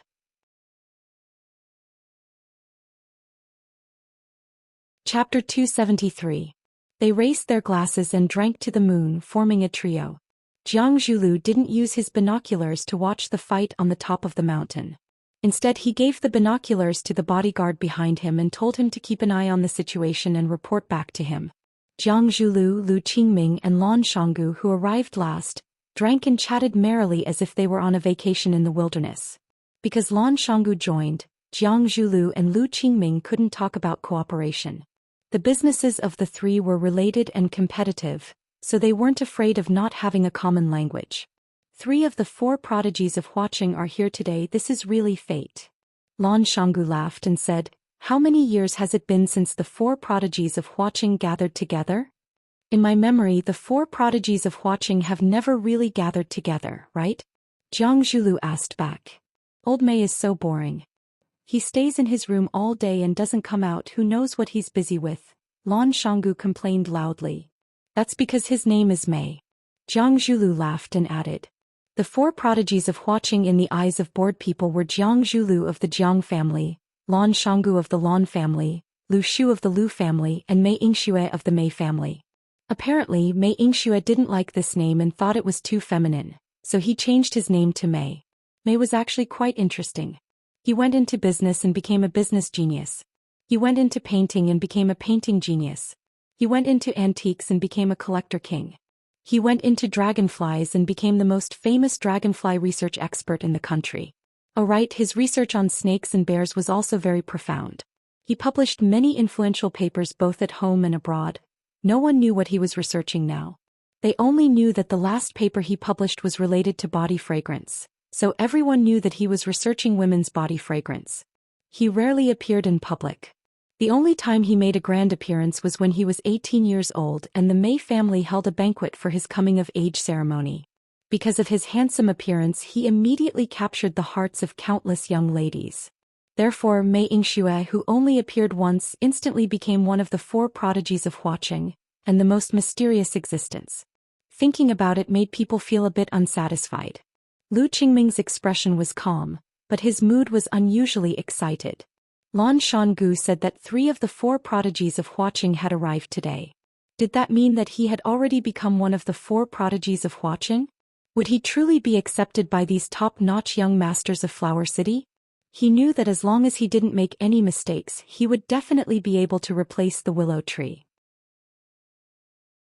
However, the 4 prodigies of Huaqing not only had to have deep connections, they also had to have the ability, the means, the intelligence and the looks. There was no need to mention Mei Yingxue. That sissy was ridiculously beautiful. Jiang Zhulu was refined and scholarly, Lu Shu was free and unrestrained, Lan Shanggu was valiant and ferocious. They were all the best men in the world. Now would he be able to keep pace with them?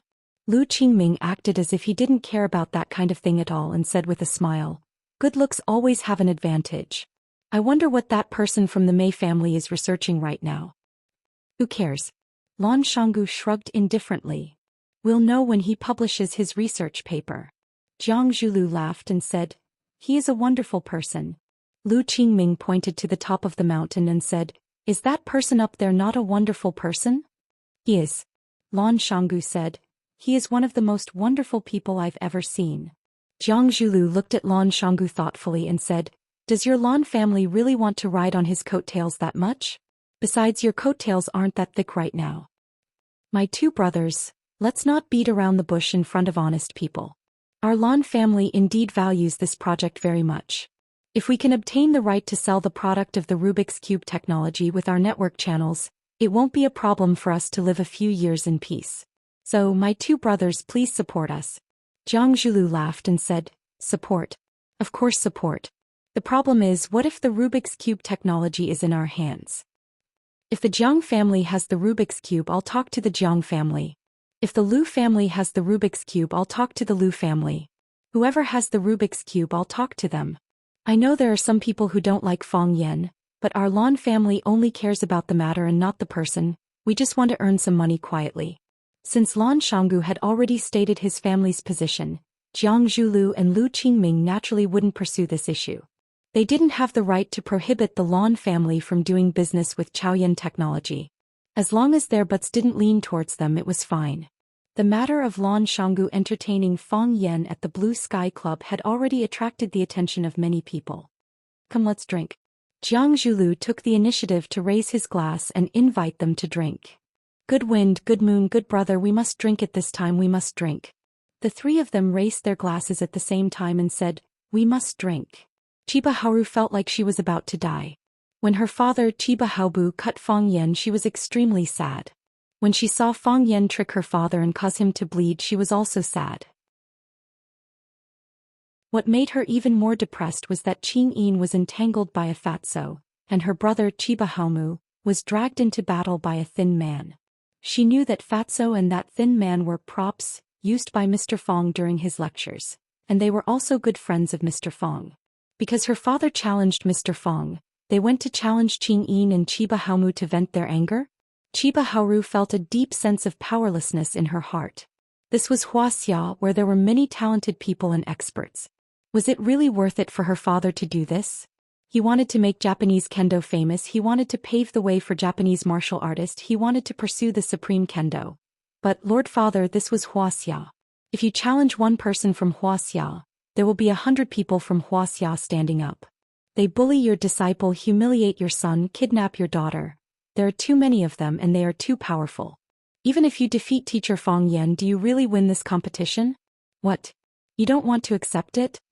Seeing the sadness on Chiba Haoru's little face, Phoenix smiled and said, "But this is really difficult for you. On one side is your father and on the other side is the teacher you like. If you have to choose one, it will really be very painful. But in the end you will choose your father, right?" "Yes," Chiba Haoru said. "I hope that my father can win this competition. Because he has given up everything for this competition, and the only thing left is to win. But that's not why I'm not satisfied." "Then why are you not satisfied?" Phoenix asked.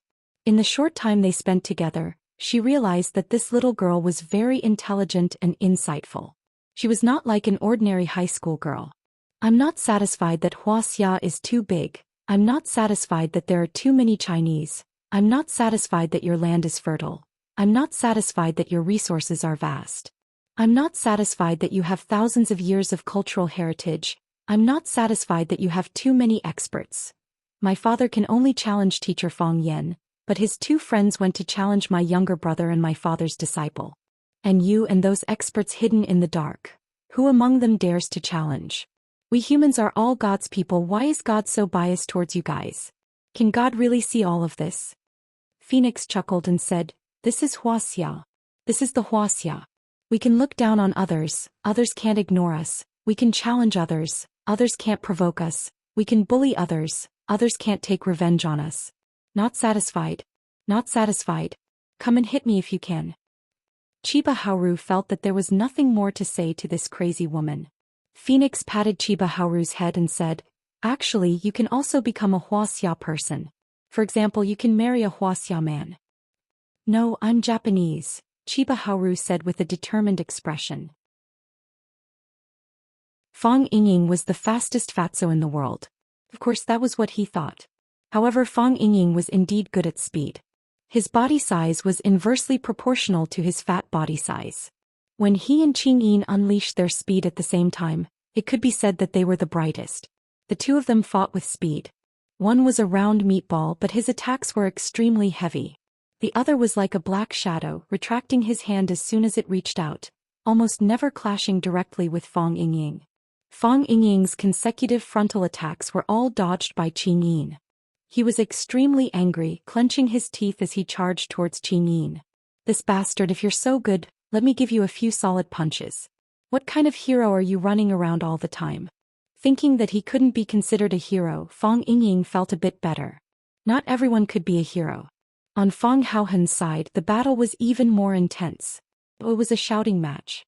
Fang Haohen sent Qinya Haowu flying with a thunderous punch and shouted, "You despicable bastard, you dare to use the monkey steals the peach to ambush me. You want to cut off my descendants? I'll fight you to the death." Fang Haohen used the bone-shrinking hand to slap Qinya Haowu's chest, causing him to spit out blood. He shouted even louder, "You dare to insult my mother? Even though I don't know who my mother is, I respect her a lot. I'll fight you to the death." Fang Haohen kicked Qinya Haowu's balls, looked at his twisted face and cursed, "You despicable bastard, you dare to use the monkey steals the peach to ambush me? You want to cut off my descendants?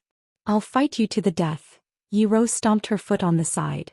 "This idiot, you've already used this excuse just now." Bam. Fang Haohen punched Qinya Haowu's face and angrily said, "You dare to call me ugly? How am I ugly? How am I ugly? I'm so skinny, how can I be ugly?" Qinya Haowu could no longer hear what Fang Haohen was shouting. He fell on the pile of rocks, foaming at the mouth and covered in blood. Chapter 274. On the rugged mountain path, a row of black-clothed people moved quickly and silently.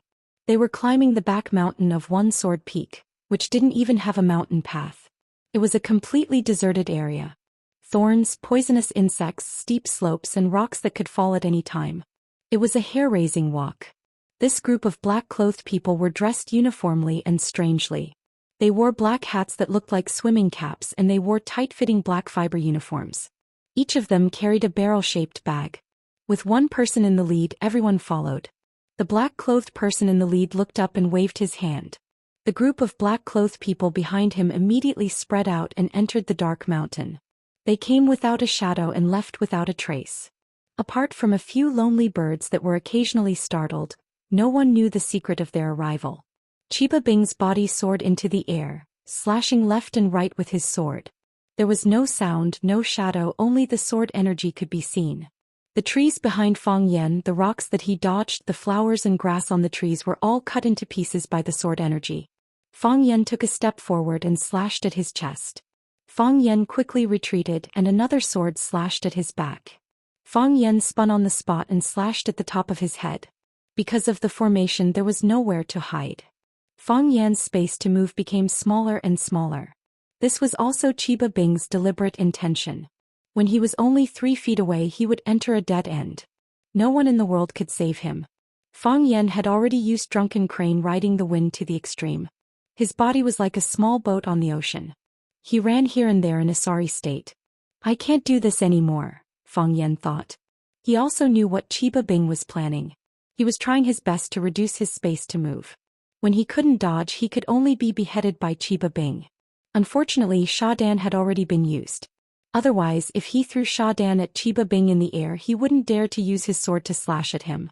In that case, he might be able to escape from the sword formation. The flesh on the wound on his chest opened up more and more. Because of the intense exercise, blood gushed out again. Even the golden chrysalis muscle nourishing powder was washed away. Without the obstruction of the golden chrysalis muscle nourishing powder, the blood flowed even more unbridled. Fang Yan's body was getting more and more tired and his footsteps were getting heavier. Of course, he couldn't care less at this moment. This was the darkness before dawn. the frozen earth before the ice and snow melted, and the heavy rain before the sunset filled the sky. He had to persevere. He didn't care how many times Chiba Shinobi had won before. He just needed to win one last time. Besides, the old guy from the Chiba army didn't say that he was tired. How could a young man with good teeth and a good appetite say that he was tired? Another large rock was shaved off by the sword Chi. Of course, the originally huge rock had been shaved into a flat top by the Chiba Shinobi. The stone rolled to the ground, blocking Fang Yan's path of retreat. However, if Fang Yan moved forward, he would face the sharpest sword of the Chiba army. He couldn't move to the left because the Chiba army's sword Chi still remained there. He couldn't move to the right because the Chiba army had just withdrawn his sword from the right. The speed of the Chiba army was too fast. He could launch hundreds of swords in a second, and those hundreds of swords formed a dense spider web. It was really not easy for a mosquito like Fang Yan to pass through the spider web. Fang Yan stood still and let the long sword attack him. The Chiba army didn't disappoint Fang Yan and slashed at his neck. This was a horizontal sword. Perhaps because of the excitement of drinking blood, the long sword, which had been silent all this time, actually let out a long cry. Fang Yan closed his eyes and displayed the heart of Taiji again. The Taiji domain was fully displayed, bringing him into another world. He was not convinced. He wanted to try again. He wanted to try again to see if the Chiba army's sword was faster or if his hands were faster in the Taiji domain. He could only try again because in his skill box, only the heart of Taiji had a chance to match the unique skill of the Chiba army's sword array. The heart of Taiji was a domain and so was the sword array. Now Fang Yan was going to use his own domain to fight against the Chiba army's domain. This was one of his few options. Puff. The clothes on Fang Yan's body, which had long been cut into pieces by the sword Chi, burst open, and he blocked the front of the Chiba army. At this time Fang Yan's upper body was completely naked. Of course, this move was very difficult, so it was recommended not to easily imitate it. Some people could only shake the clothes on the upper half of their bodies, while others couldn't control it well and shook the lower half of their bodies. The wind blew on their buttocks and their balls were exposed. That would be too embarrassing. The Chiba army didn't even look at it. He even imitated Fang Yan and closed his eyes. Two pretentious fellows, someone cursed in the darkness. But this time no one responded. Whether it was Yi Wen, Phoenix Chiba, and the others on the surface or the unknown person hiding in the darkness, everyone was waiting. They were waiting for the most intense battle to arrive, waiting for the peak collision between the successor of Taiji and the Japanese sword god. The Chiba army's body finally appeared in the darkness. His expression was serious, but his hand that was wielding the sword was calm. He had long reached the state of being one with the sword. These swords were his hands, his feet, and a part of his body. No matter how long he used them or how intense the movements he did, he still had absolute control over them. In Fang Yan's Taiji domain, the Chiba army's face and sword were clear. Fang Yan could even see his naked upper body. Even the few hairs on his chest and the two little eyes were undisguised in Fang Yan's mind. Fang Yan quickly diverted his attention. He had looked at the wrong place just now and almost kicked him out of the Taiji domain. The speed of the sword was very fast, but in Fang Yan's mind, it seemed to be moving slowly. Yes, in this domain the speed of all objects was slower than the speed of Fang Yan's eyes. Because he was the only king in this world. Whoosh! Suddenly the speed of the sword increased. If the speed was 1 in the past, it had increased to 9 now. It was getting faster and faster, so fast that Fang Yan's eyes couldn't keep up with the speed. The sword also became more and more blurry. He could no longer see the trajectory of the sword clearly. This shocked Fang Yan. He had never encountered such a thing before. Could it be that in his Taiji domain he was no longer the king but was being controlled by someone else? Whoosh! Fang Yan's mind suddenly exploded and a colorful rain of stars fell. They flew about, drawing one beautiful arc after another in his boundless mind. The clear images in his mind had disappeared, and now the flowers and grass had become bright spots and lines. Hashirama Chiba's body turned into a moving dot of light, and the long sword he swung was a glowing line. Fang Yan stretched out his hand. Crack, crack! Fang Yan's hand pierced through the sword chi surrounding the long sword. The sword chi exploded, giving off a strange sound. However, the sword energy didn't hurt Fang Yan. Fang Yan's hand finally grasped the blade of Chiba Abe's sword. This was impossible in the past, but it was happening right in front of his eyes. The heart of Taiji, the heart follows Taiji. Sometimes it's not you who thinks about how to fight, but the heart of Taiji will lead you to fight. This was what the old drunkard said to Fang Yan. The old drunkard was a martial arts genius. Until now, no one dared to refute this. What he said was naturally very reasonable. Taiji was the protagonist and people were the carrier of Taiji. This was the state that Fang Yan could experience. However, he didn't know what kind of state it was. Did it evolve or did it deteriorate? Did the heart of Taiji upgrade or did it mutate? Among a million Taiji practitioners, one lucky person might understand the heart of Taiji. Each of the 10 Taiji practitioners who understood the heart of Taiji had a different growth process. Some of them reached the sky in one step and achieved the diamond body. Some of them fell into hell and their bodies and emotions changed. The heart of Taiji disappeared for no reason. The reason why Fang Yan ran away was that he couldn't feel the existence of the heart of Taiji. Instead of saying that he was afraid that Yi Ro would beat him up, he was afraid that the heart of Taiji would never come back. Therefore, after the heart of Taiji returned, he wouldn't feel embarrassed even if Yi Ro beat him up in front of hundreds of teachers and students. Instead, he was secretly happy. Look at me, look at me, look at how much I've been beaten up. The long sword stopped moving forward and Hashirama's body also froze in the air. Hashirama lowered his head and looked at the long sword in his hand. He sighed softly and said, "You understand?" "Yes," Fang Yan said. "What did you understand?" "I don't know," Fang Yan said. He really didn't know what he had understood. He didn't even know if he had understood it or not. Hashirama asked him if he had understood it, but he was too embarrassed to say that he hadn't. That would be really embarrassing. "You have indeed comprehended it," Chiba Shinobu said and sighed deeply again. His high spirit was gone and so was his sword. The soul of the invincible Japanese god of swordsmanship was suddenly taken away.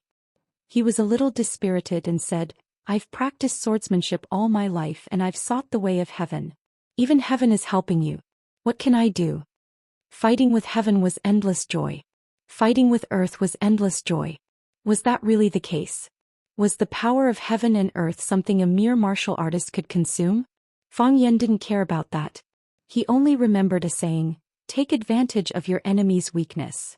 Just as Qinya was feeling melancholic, Fang Yan slapped his chest with his palm. The long sword in Hashirama's hand fell, and his body fell toward the cliff of one sword peak like a paper kite without a string.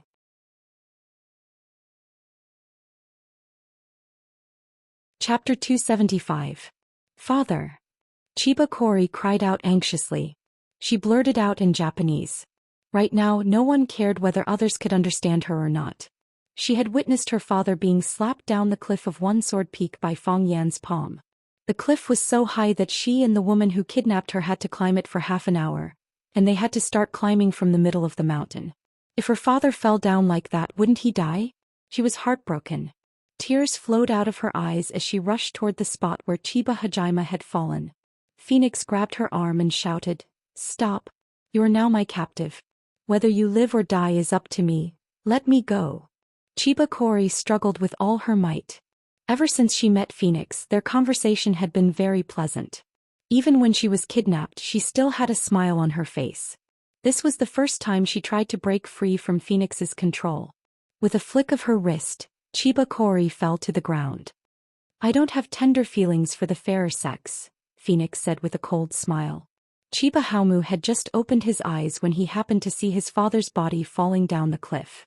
His eyes were wide open. He couldn't imagine how his father had failed.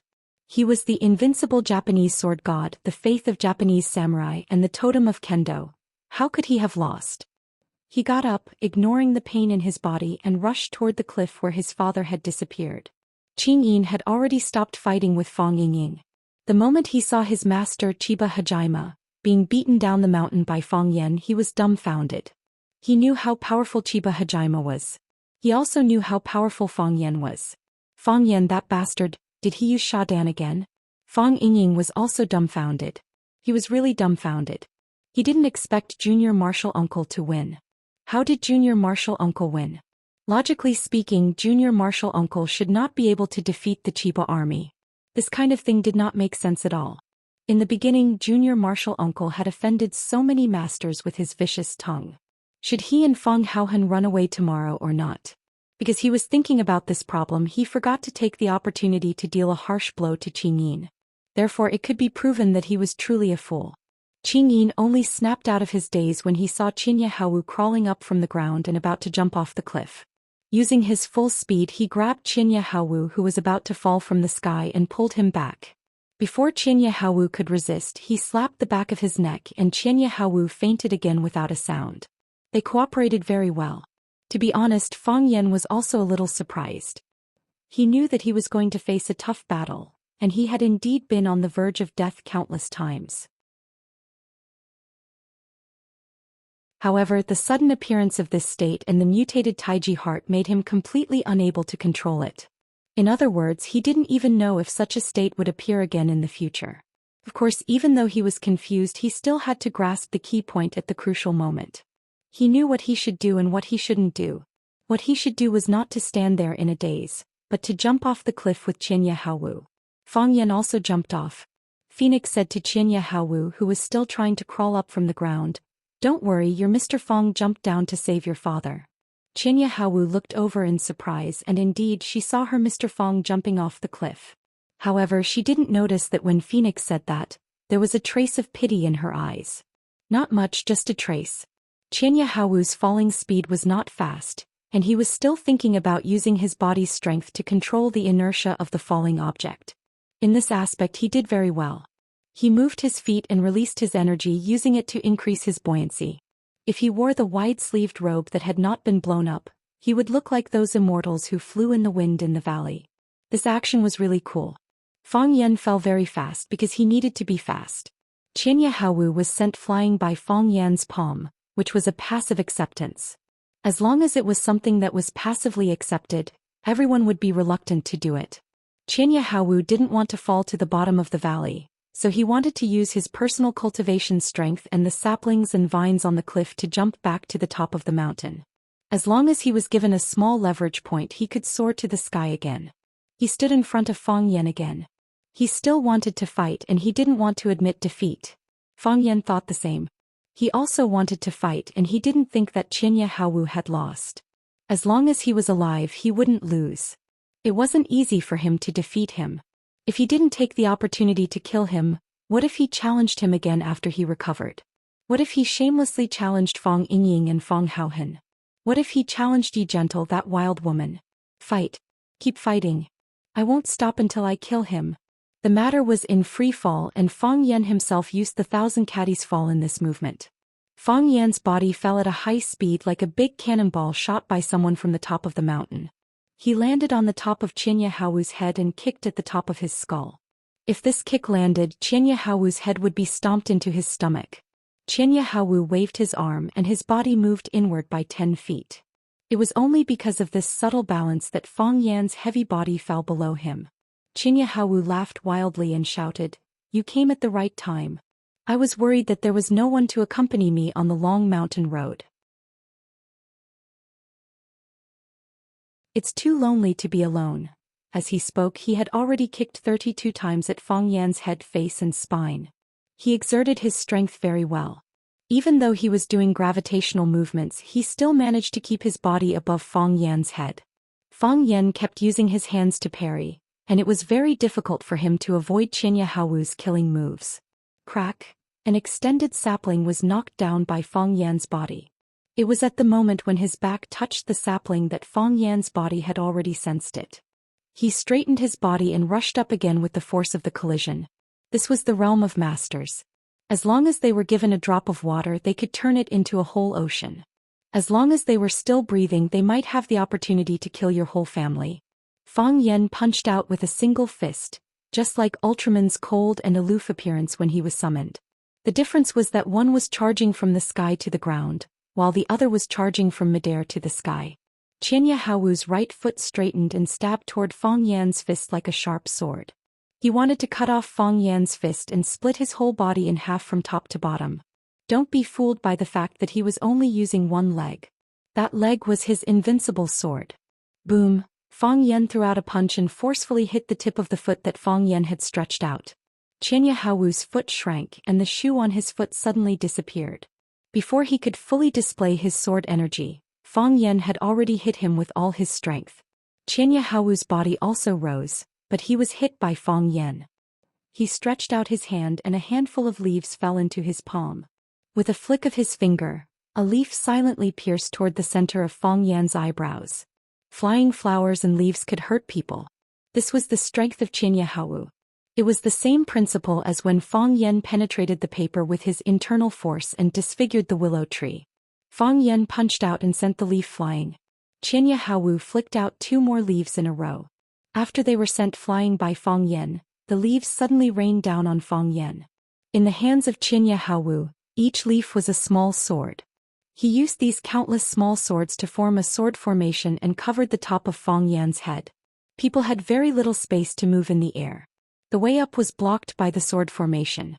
If he dived down, he would be chased by these Yi Jian, which had been penetrated by the fierce energy. Even if Fang Yan fell to the bottom, these Yi Jian would not necessarily lose all their aggressiveness and would still cause fatal damage to Fang Yan. This was Qianya Haowu, the Japanese sword god who could not be underestimated at any time. Fang Yan was really angry. He knew it. He knew that this old guy was not a good guy. You have already failed and been thrown off the cliff. Do you still want to be so powerful? Do you still want to create so much trouble for people? It was so late now and the audience was tired of watching. The ultimate move should have been used up. Can't you just obediently let me kill you? Do you have any professional ethics? Do you have any competitive spirit? What kind of match would go on and on like this? Fang Yan felt that he had to use his ultimate move and secret weapon. This old guy's spirit of resistance was too strong. He suddenly exerted force and the pants on his lower body were shaken off by him. Hiss! When the pants flew off his body, there was a loud sound of cloth ripping. He grabbed the pants that could only be called cloth that was about to be blown away by the mountain wind and waved it at the small leaf sword that was coming toward his head. Clap, clap, clap, clap. The pants that were penetrated by true qi and the leaves that were penetrated by sword qi collided with each other, making continuous sounds. If you were lucky enough to see this scene from a distance, you would be surprised to see a naked guy grabbing something and attacking another guy with his upper body bare. The naked guy ran fast and the naked guy chased even faster.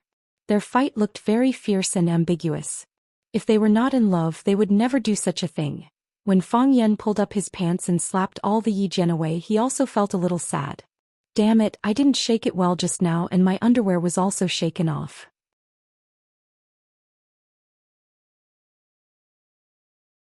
Chapter 276. Everything on TV was a lie. This was Fang Yan's profound experience. In the past, when he watched TV, once the hero transformed into Super Saiyan, he would clench his fists and shout, and with a strong shake of his body his coat and pants would fly off. Only a pair of sexy and delicate boxer briefs were left on his body. In fact, that was not the case at all. Think about it, when you used your strength to shake off your pants, didn't you first tear your underwear? If the underwear didn't tear, how could your body's ki blow up the clothes outside the underwear? I've only heard of hitting a cow across a mountain, but I've never heard of hitting long pants with underwear, right? So you can shake off your coat, but it's very unrealistic to want to shake off your pants and keep your underwear. It was also Fang Yan's first time doing this kind of thing, and he didn't have much experience, so the price he paid was heavy. Originally, the audience on the viewing platform couldn't see the battle on the top of the mountain. Even if they used binoculars, they could only occasionally see 1 or 2 figures. When Fang Yan and Chiba Hiroto were fighting, they wouldn't deliberately run to the edge of the cliff to let them see a few more glances. How could a guy who didn't buy a ticket enjoy such VIP benefits? However, Fang Yan and Chiba Hiroto were fighting naked on the edge of the mountain, which was a feast for the eyes of the guys who were anxiously watching with binoculars. A fatso with a cigarette in his mouth widened his eyes, raised his binoculars and said, "Damn, the fight is too F***king intense, even their clothes are off." The senior Fujoshi next to him snatched away the binoculars of Fatso's boyfriend, raised it to look at the valley, and her whole body began to tremble with excitement. They really beat their clothes off, they really beat their clothes off. The one in the back took off his pants and I can see his butt. His figure is not bad. Do you think the two of them are having an affair? The love between the God of Swords and the Grandmaster of Tai Chi. Just thinking about it makes me so excited. There were even more direct women who waved their fists and shouted, "Together, together, together." Many years later, when Fang Yingying told his son about the battle between the king of Taiji Fang Yen and the Japanese sword god Chiba Hashirama, he would still describe it in a heavy and hoarse voice. "It was a tough fight. Your grandmaster's clothes were all gone.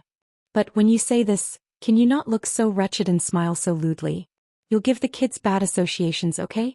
Otherwise, why would your fat son anxiously ask whether Grandmaster and that Japanese sword god lived happily ever after you finish telling the story? Your son has become like this, and as a father, you have to take full responsibility, okay?" Of course, Fang Yen didn't have the time to think about how much trouble exposing his but would bring to his life. He was working hard, strenuously, fiercely, and relentlessly attacking the Thousand Leaves military department. Bang!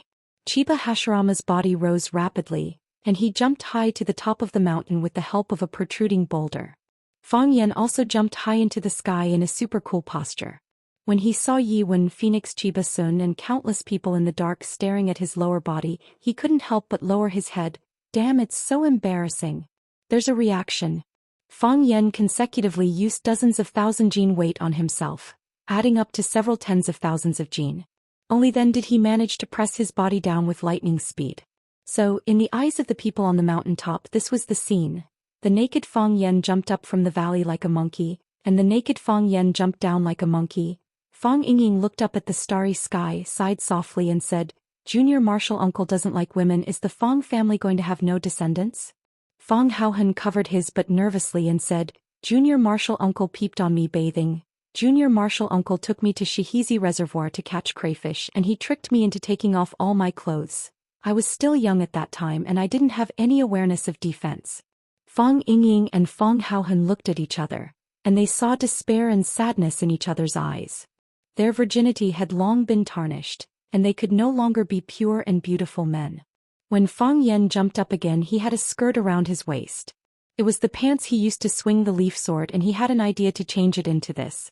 Of course, because he used too much force when he took off his pants, his clothes were already torn to pieces, so his skirt looked like a tattered tassel skirt, full of passion and exotic charm.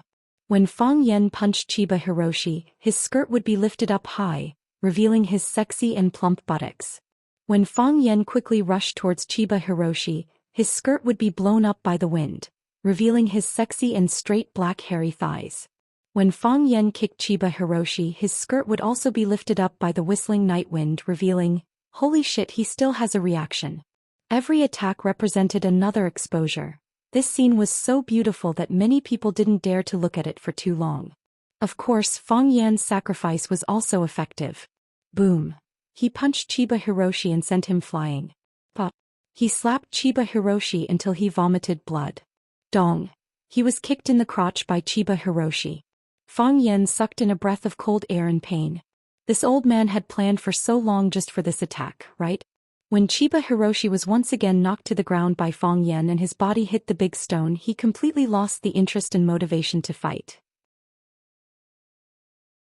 He leaned against the rock and looked at Fang Yen, who was standing in front of him, and said, "You have won this battle." "I know." Fang Yen nodded and said, "Can you stand up and let's fight for a while? 10 minutes? 5 minutes is fine. How about 3 minutes? Believe me, I'm very fast. Come, let me help you up." Chiba Hiroshi looked at Fang Yen with a puzzled look and said, "You have already won. I admit defeat in public and your name will spread to Huaxia, Japan and even the entire Asian martial arts world. Why do you still want to fight?"